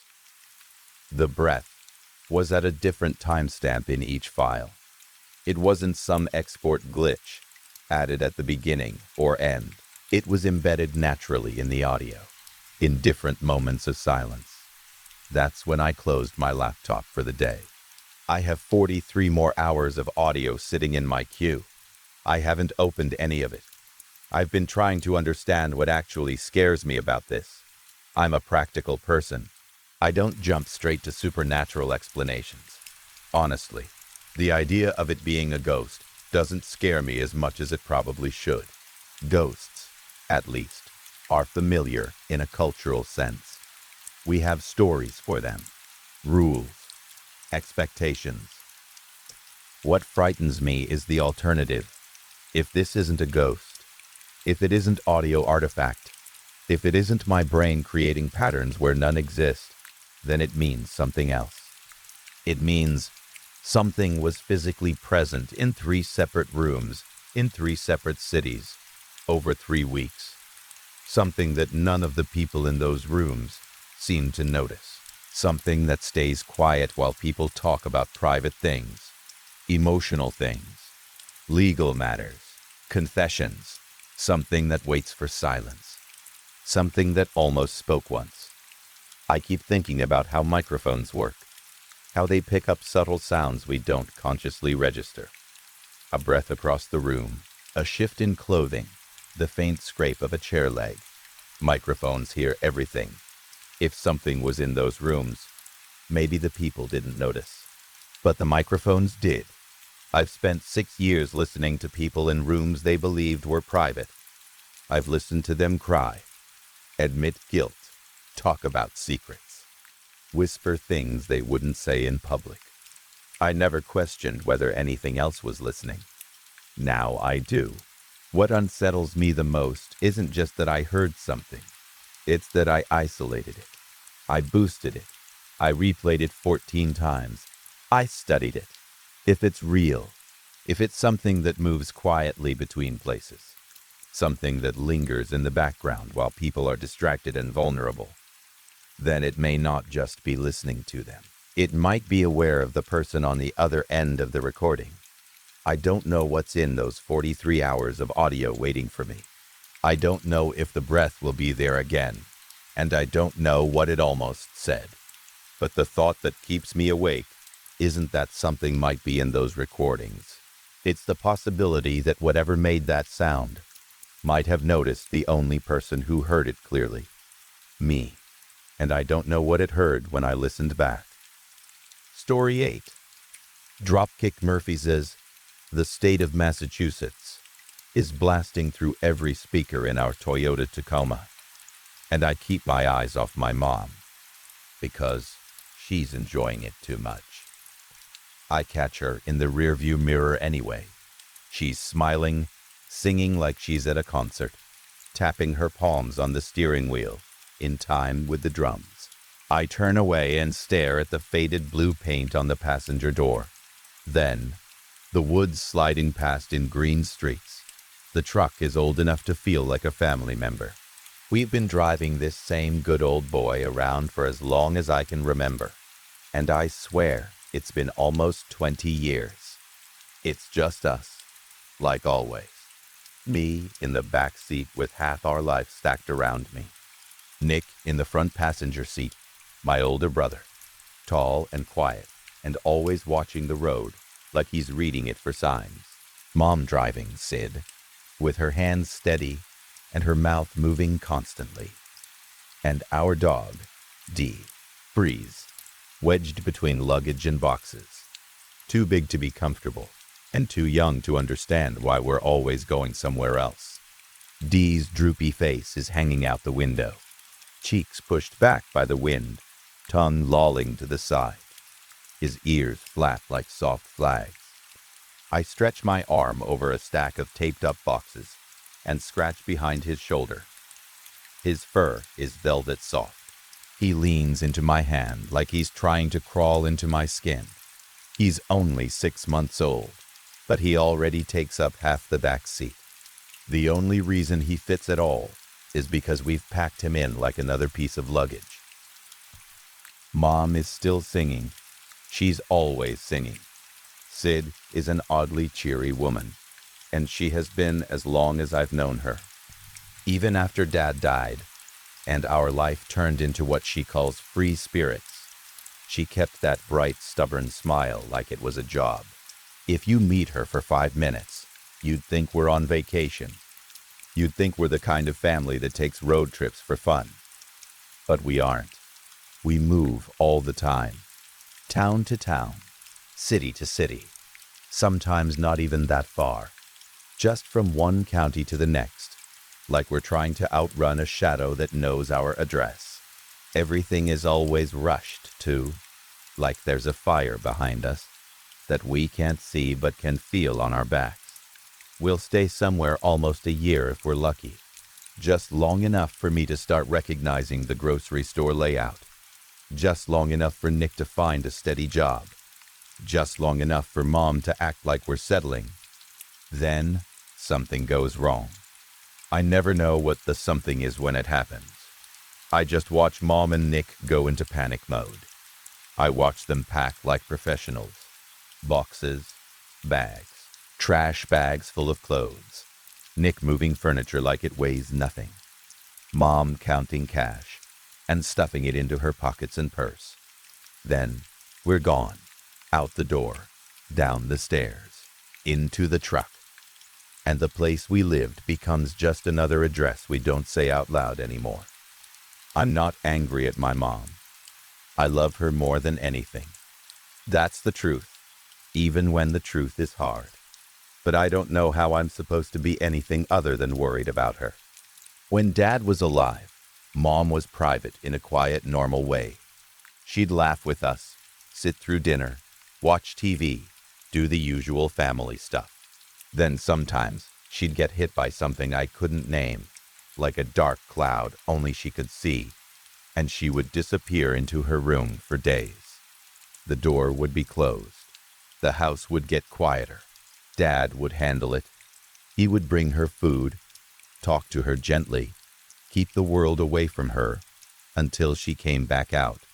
After Dad died, it was like someone removed the support beam from a house and told it to stay standing anyway. Mom still tried to be that bright woman, still tried to be the one who kept us together. But there were cracks everywhere. We didn't have money like we used to. We didn't have Dad's steady job. We didn't have someone who could talk her down when her mind turned on itself. So we took whatever work we could find wherever we landed. Weird jobs. Short jobs. Jobs that paid in cash. Jobs that ended suddenly. And every time we moved, I never got a straight answer about why. Nick knows. Mom told him a long time ago. He's the one she trusts with whatever the real reason is. I can see it in the way he watches her. Like he's guarding her from something. Like he's guarding us from her too, in a way he won't admit. We drove for days before we reached our next stop. When we finally pulled into the parking lot, it wasn't a home. It was a motel that looked like it had been tired for decades. One of those places with a faded sign and buzzing lights. The kind of place you can smell before you even open the door. The air tasted like cigarette smoke that had soaked into everything. The paint on the doors was chipped. The railings were rusted. The whole building had that damp, sour feeling like it never fully dried out after rain. Mom walked into the office like she belonged there. She was smiling, chatting with the clerk like they were old friends. She pulled out crinkled wads of cash and smoothed them with her fingers, counting quick. We never stayed anywhere long enough to deal with money scammers, as she called banks and electronic payments. Cash was her comfort. Cash meant no trail. The clerk looked at us, like he didn't care who we were as long as the bills were real. Mom's chatter filled the small office. Nick stood back, arms crossed, impatient. I stood beside him, trying not to look too closely at the stains on the counter. After what felt like forever, we climbed the stairs to the second-floor walkway. The motel's balcony creaked under our weight.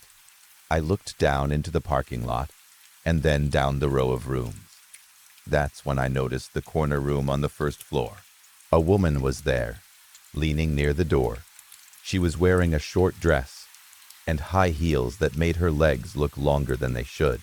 She took a thick wad of cash from a man who looked too happy and too half-dressed to be anywhere public. The exchange was quick, practiced. The man disappeared into the room. The woman took off her heels like her feet hurt, then stood there, waiting like she was waiting for a ride, or waiting for the next part of her day to start. I didn't see who picked her up, because Mom was already unlocking our door. Our room had 2 queen beds, and a smell that pretended to be clean, but couldn't quite hide what came before. We carried our stuff in, then went back for more. Second load, third load, fourth. If it wasn't locked in the room with us, it stayed locked in the truck. That's how we lived. Like everything could be stolen in 10 seconds if we blinked. When we finally settled for the night, Nick disappeared into the bathroom. Mom sat cross-legged on the bed closest to the door, flipping through channels like she was in a hotel on vacation.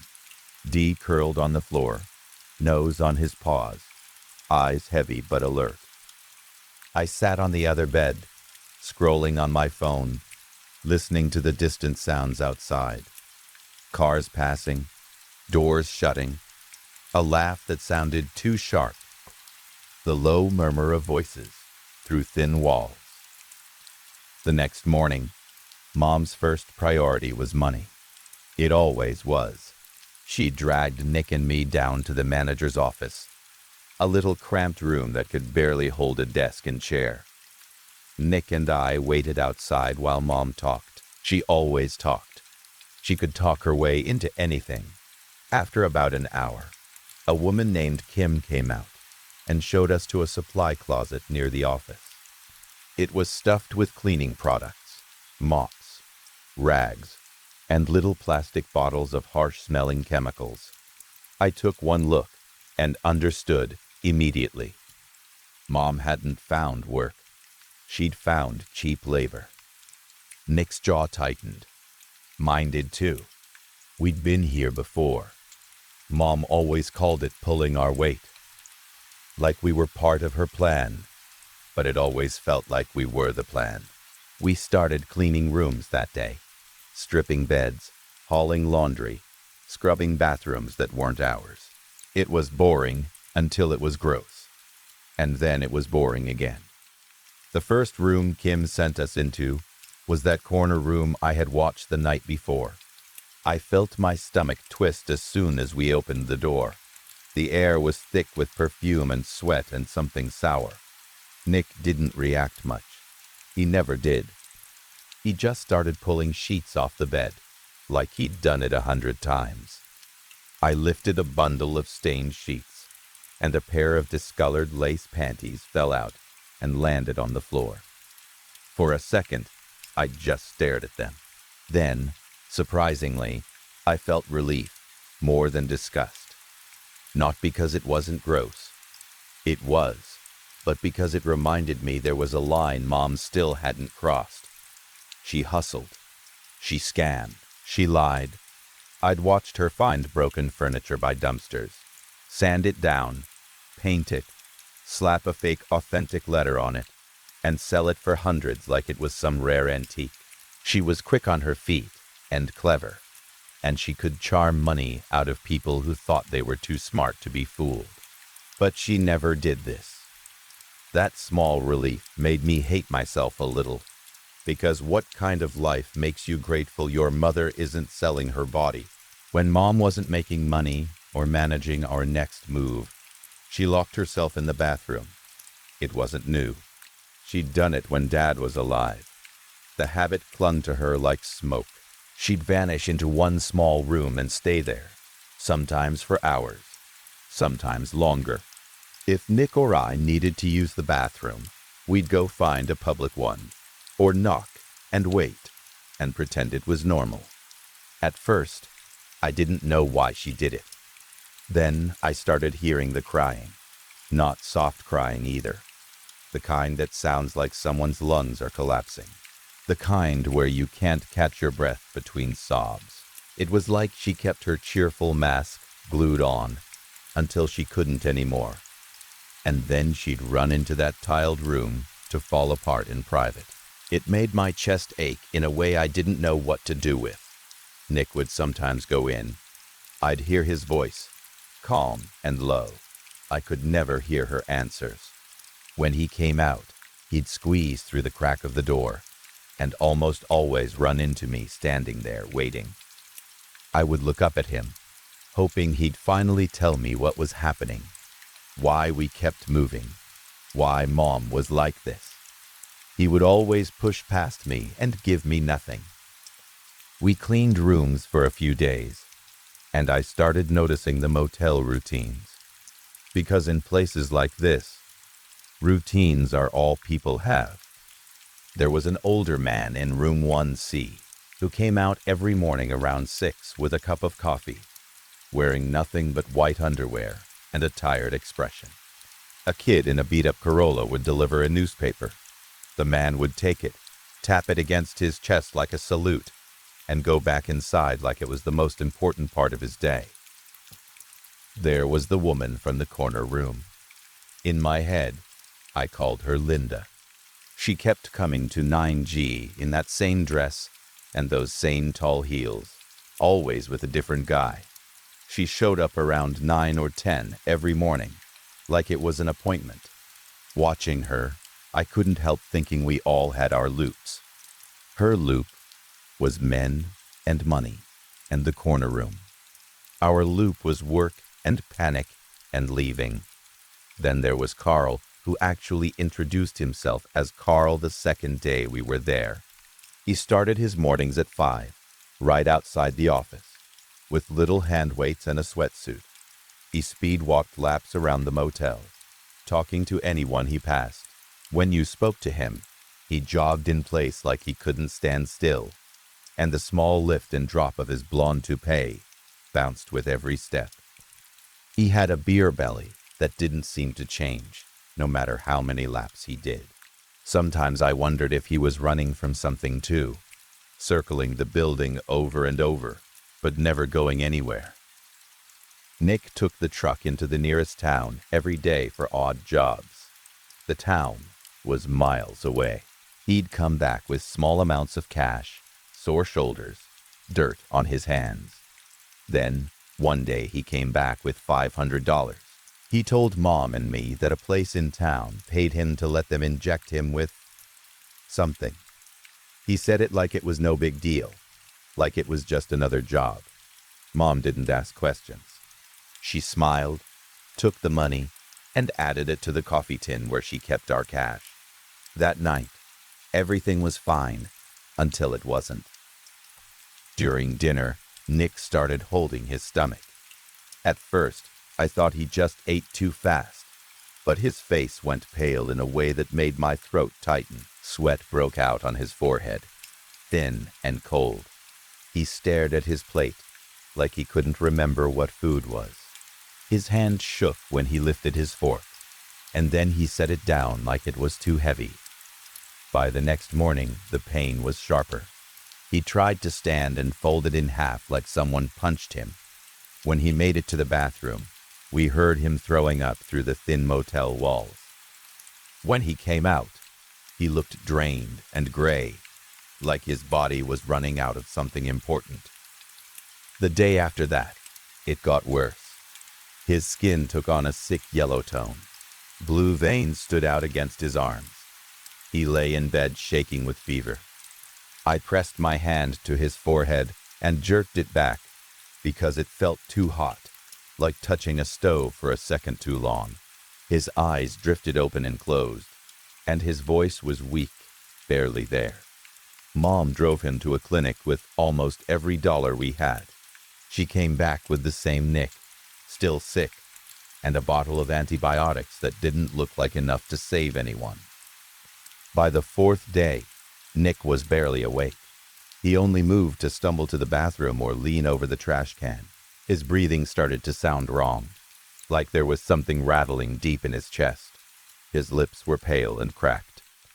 At night, his eyes wouldn't fully open, and all I could do was wipe sweat from his face and sit close enough that he might feel me there.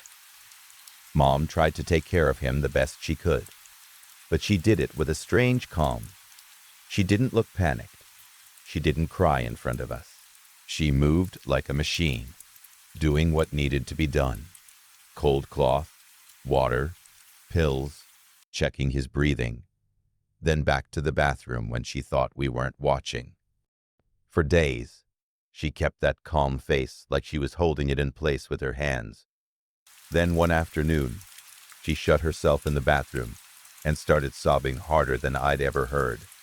The sound cut through the room like a blade. Nick grabbed my wrist. His fingers were weak but urgent. He pulled me down until my ear was close to his mouth. His eyes locked onto mine with a kind of fear that made my stomach go cold. "You have to go comfort her," he said. "What?" I whispered. "You want me to?" He nodded, breathing shallow. "You have to love her as much as you can. You have to care for her. Show her you're worried. Let her know she isn't alone." I didn't understand why he was saying it like it was a rule, like it was a survival instruction. "Of course I will," I said. "Why are you?" "Love her," he repeated, and tears gathered in the corners of his eyes. "Just please love her." He squeezed my arm hard, then let go like he didn't have the strength to hold on anymore. I stood there for a second, listening to Mom's crying behind the bathroom door. The motel room felt smaller than it had ever felt. The ceiling light buzzed faintly overhead, and the air was thick and stale. Breeze lifted his head and watched me, like he knew something was wrong, but didn't know what to do about it. I walked toward the bathroom. The hallway light outside the bathroom gave everything a dull yellow look, like old paper. The door was closed. The crying was muffled, but it still sounded heavy, like it was pressing against the metal and trying to push through. I knocked softly. "Mom." No answer, just sobs. I pressed my knuckles against the door. It was cold, and that cold seeped into my skin. My hand trembled. I told myself to be calm, to be gentle, to do what Nick asked. "Mom," I said quietly, "I'm going to come in, okay?" I tried the handle. The door opened only a crack, like something heavy was blocking it from the inside. At first, I thought Mom had collapsed against it. My heart jumped into my throat. "Mom," I said again, louder this time. I pushed carefully, trying not to hurt her if she was behind it. But the obstruction didn't feel like a person. It felt wrong, too solid, too wide. I sucked in a breath and slipped my shoulder into the gap, squeezing myself through. For a moment, I saw nothing but tile and shadow. Then my eyes adjusted. Something was sprawled across the bathroom floor, filling most of the space between the door and the toilet. It was enormous, pale, thick, like a giant worm, bigger around than any snake I'd ever seen. Its body twitched in slow, tense motions, like it was fighting its own weight. The skin looked bruised and raw in places, dimpled with small holes that seemed to open and close like they were breathing. For a split second, before my fear caught up, I felt a strange wave of pity. It looked exposed, exhausted, like it wanted to hide but didn't know how. Then the smell hit me. It was the kind of smell that makes your body react before your mind can process it. Sour heat, like boiled cabbage left too long on a stove. mixed with something sharp and chemical that stung my eyes and scraped the back of my throat. It was so thick, it felt like breathing it was the same as swallowing it. I stumbled backward out the door and vomited into the hallway, shaking so hard my knees almost gave out. My eyes watered, my throat burned. I tried to breathe through dry heaves, trying not to inhale too deeply. From the bed behind me, Nick's voice came out raspy and desperate. "Go love her," he said. I wiped my mouth with the back of my hand and swallowed hard. My whole body wanted to run. Every instinct screamed at me to get away from whatever was in that bathroom. But Nick's words kept repeating in my head like a command. Love her. I held my breath and stepped back inside. Up close, the thing on the floor seemed even bigger. Its skin was a slimy peach color under the yellow light, but with gray shadows running through it.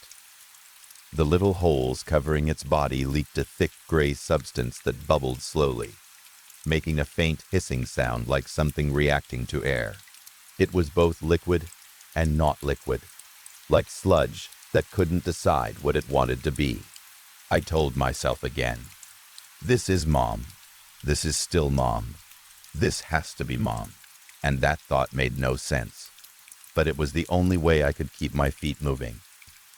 For a moment, my brain did something strange. I saw the creature, and at the same time I saw my mother's grief, huge and twisted, made physical. Like her sadness had swollen so big, it had a body of its own. The front end of the thing rose up, higher and higher, almost reaching the ceiling. It moved with a slow power that made my muscles lock. I thought about running again. Then I remembered Nick's face, his pleading, the way he said it like he'd been here before. I stepped forward. I opened my arms. I tried to wrap them around the thick body, but I couldn't even come close. My arms didn't reach halfway. The slime touched my skin, warm and sticky. I fought my gag reflex and forced myself to breathe through my mouth, shallow and careful. Then I felt a hand touch my back. It was brief, firm, a human hand. My whole body seized. I whipped around, heart hammering, and saw, just for a second, a human arm, pale and familiar, before it sank back into the slick flesh like it was being swallowed. A sound came from the creature, a wail that wasn't like an animal and wasn't like a person either. It filled the bathroom and vibrated through my bones. The body trembled. The pores opened and closed faster, sucking in air, letting it out. I didn't know if I was about to die, but Nick said love her, and my legs didn't move back. They moved forward. I wrapped my arms around it again and held on as tightly as I could. The creature squirmed, and its heavy body shifted around me. It started to coil, thick folds pressing closer, wrapping like it was trying to pull me inside. The gray secretions smeared across my arms, my shirt, my neck.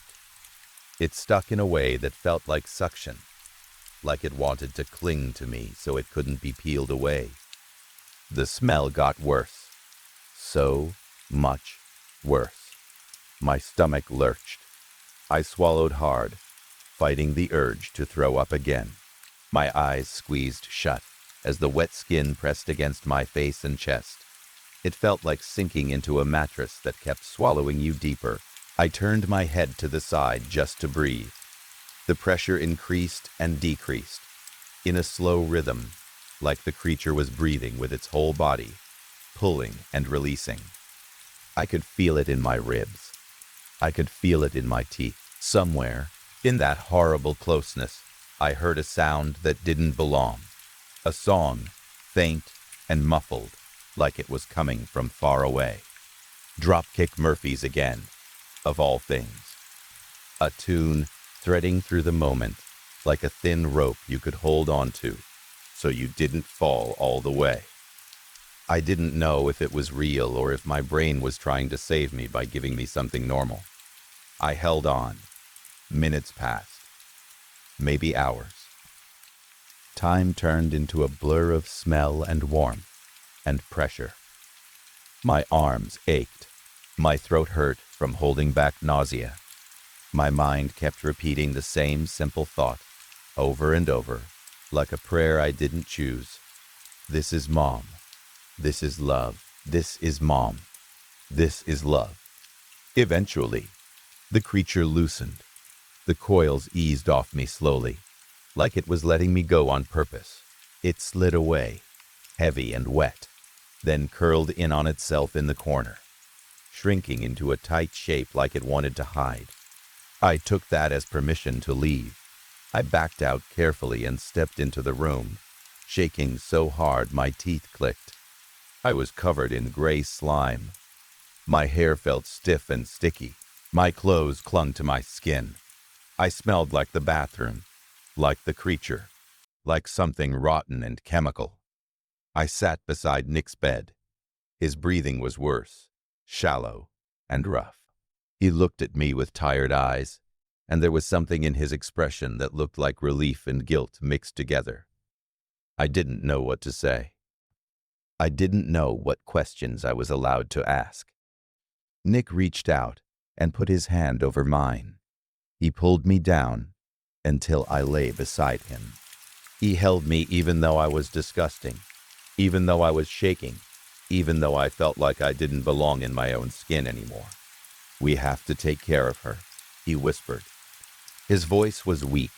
He paused to cough, to clear his throat like something was stuck there. Sometimes it gets too hard for her.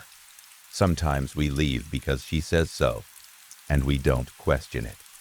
He swallowed, then continued. We just have to love her. That's all she needs. If we love her, she'll be okay. Just don't stop loving her. I lay there, staring at the ceiling, listening to the buzzing light and Nick's rough breathing and the distant sounds of the motel outside. I thought about Mom getting older. I thought about Nick and me growing up, leaving, living our own lives. And the thought made my chest tighten with fear. Because what happens to Mom when we aren't there to hold her together? What happens if she runs out of love? That night, I made a promise to myself. I didn't speak it out loud. I just pressed it into my own mind, like a vow. I would love her. I would keep loving her. I would carry that responsibility, because Nick was already drowning, and I couldn't let him be the only one holding the weight. I fell asleep at some point. I don't remember when. I only remember waking up to a gentle pressure on the side of the bed. I turned my head and saw Mom sitting there, clean and put together, like nothing had happened. Her hair brushed, her face calm, her eyes a little red, but she was smiling softly. She looked human. She looked like my mother again. The contrast made my stomach twist. I love you, Mom, I said out loud, because after what I saw, I needed her to hear it. I needed it to be real. She laughed quietly, but I saw the leftover tear marks on her cheeks. It's the only thing that keeps me sane, she said, like she was admitting something she didn't want to admit. Her smile trembled. I don't know what would happen if I ran out of love. She whispered the last part more to herself than to me. I reached for her hand and held it tight. Her skin was warm, normal, human skin. I wanted to cry from the relief of that simple feeling. I won't let that happen, I said, and I meant it, even though I didn't fully understand what I was promising, even though I didn't know what the thing in the bathroom really was, or what it meant, or how long it had been part of our lives, even though I didn't know why we kept running from place to place like we were being chased. All I knew was that my mother needed love like air, and if love was the only thing keeping her human, then I would stay close enough to give it to her, again and again, no matter how heavy it got. No matter how afraid I was of hearing her cry, no matter how much I never wanted to see that worm-shaped grief ever again. Story 9. I am a wandering soul. I died for a stone-shaped woman, and I remember it clearly because she was the last thing I saw with my own eyes. People came to her and cried in front of her like she could hear them. They begged for wishes the way drowning people beg for air. They pressed their foreheads to her feet. They lifted their hands toward her face. They promised her things. They threatened her. They sobbed until their voices broke. She never answered. Maybe she could not speak. My mother used to tell me some souls are born without tongues.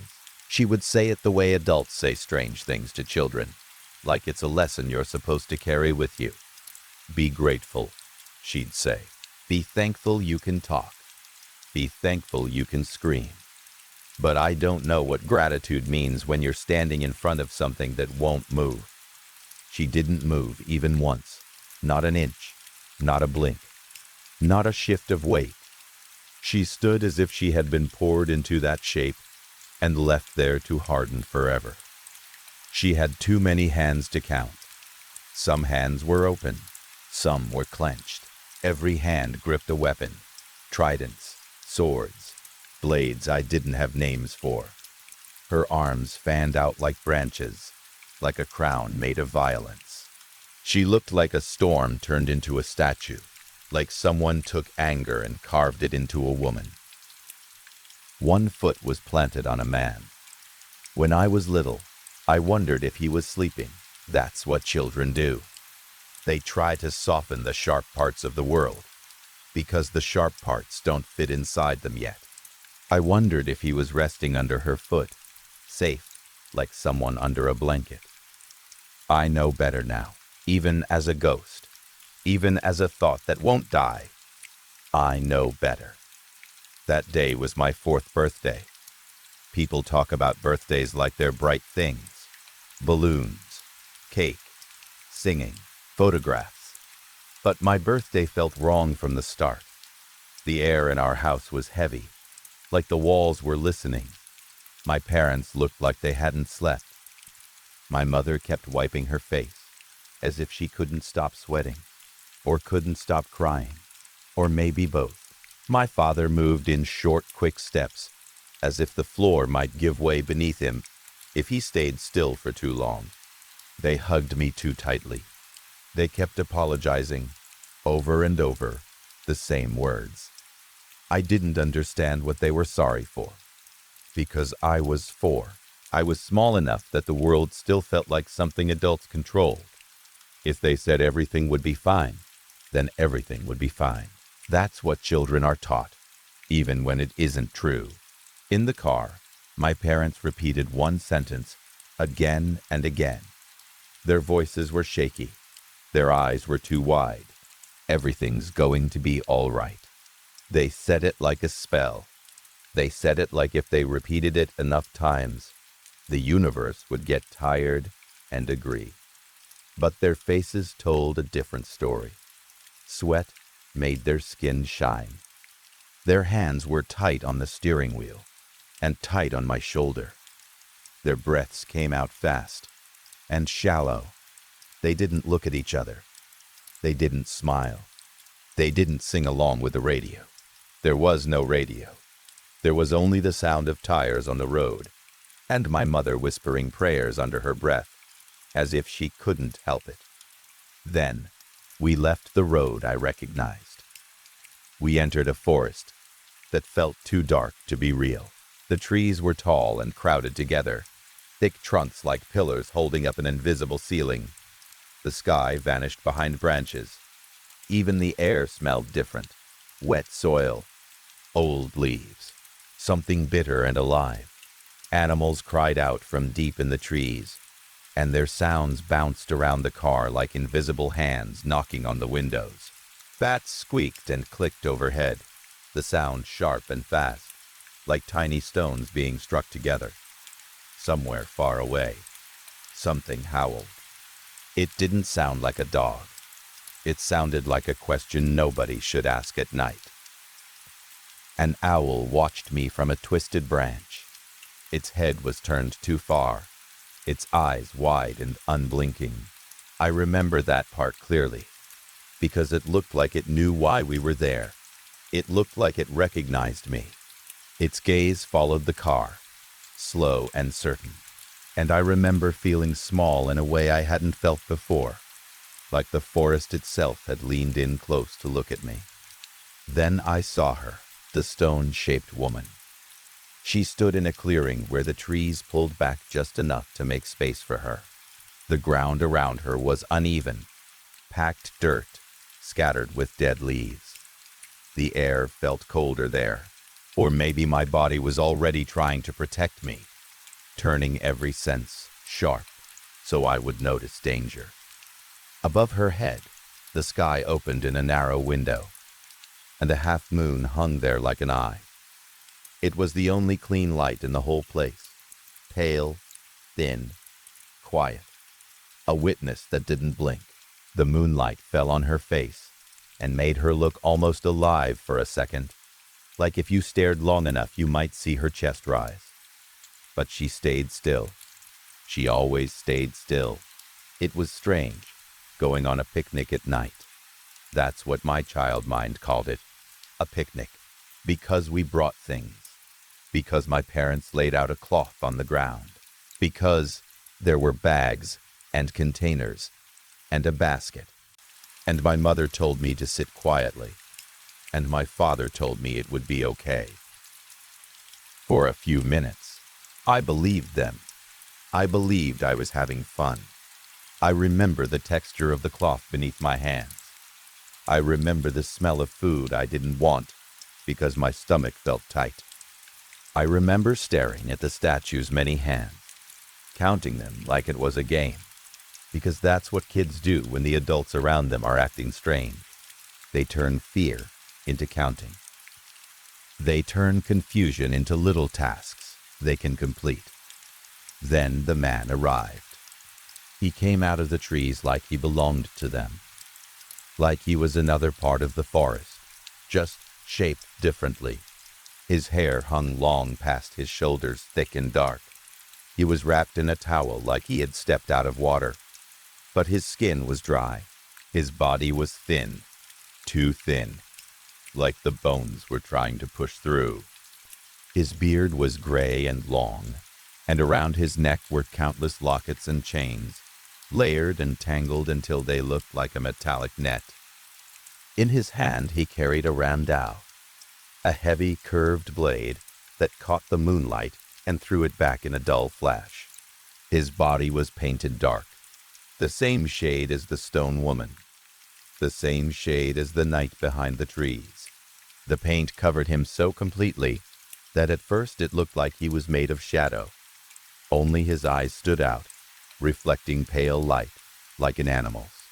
My parents stood up as soon as they saw him. They didn't wave. They didn't greet him the way you greet a friend. They lowered their heads. They moved carefully, like every sound mattered. My mother's hands shook, and she pressed her palms together, as if she was praying to him, not to God. I remember my father lifting me. His arms were strong, but they trembled. He kissed my forehead so fast it barely landed. My mother touched my cheek, and her fingers were cold. She was crying again. She kept saying she was sorry. She kept saying my name. Then they handed me to the man. Just like that. Not gently. Not like a normal handoff to a babysitter. It felt like giving something away that you couldn't take back. The man's grip was firm. Too firm. He held me by the back of the neck like I was a kitten. I tried to look at my parents, but my head wouldn't turn the way I wanted. My body felt stiff. My thoughts felt slow, like the forest air had thickened around my brain. He walked me toward the statue. The stone woman loomed above me. From that close, she smelled like damp rock and old smoke. Her surface was cold even under the moon. Her many hands held their weapons with perfect stillness, as if she was trapped in the moment before an attack. The man pushed my head down. He placed my forehead against the stone in front of her. It was freezing. The cold went straight through my skin. For a second, I thought it might hurt enough to wake me from whatever dream this was. Then I saw the stains. Red splashes across the stone.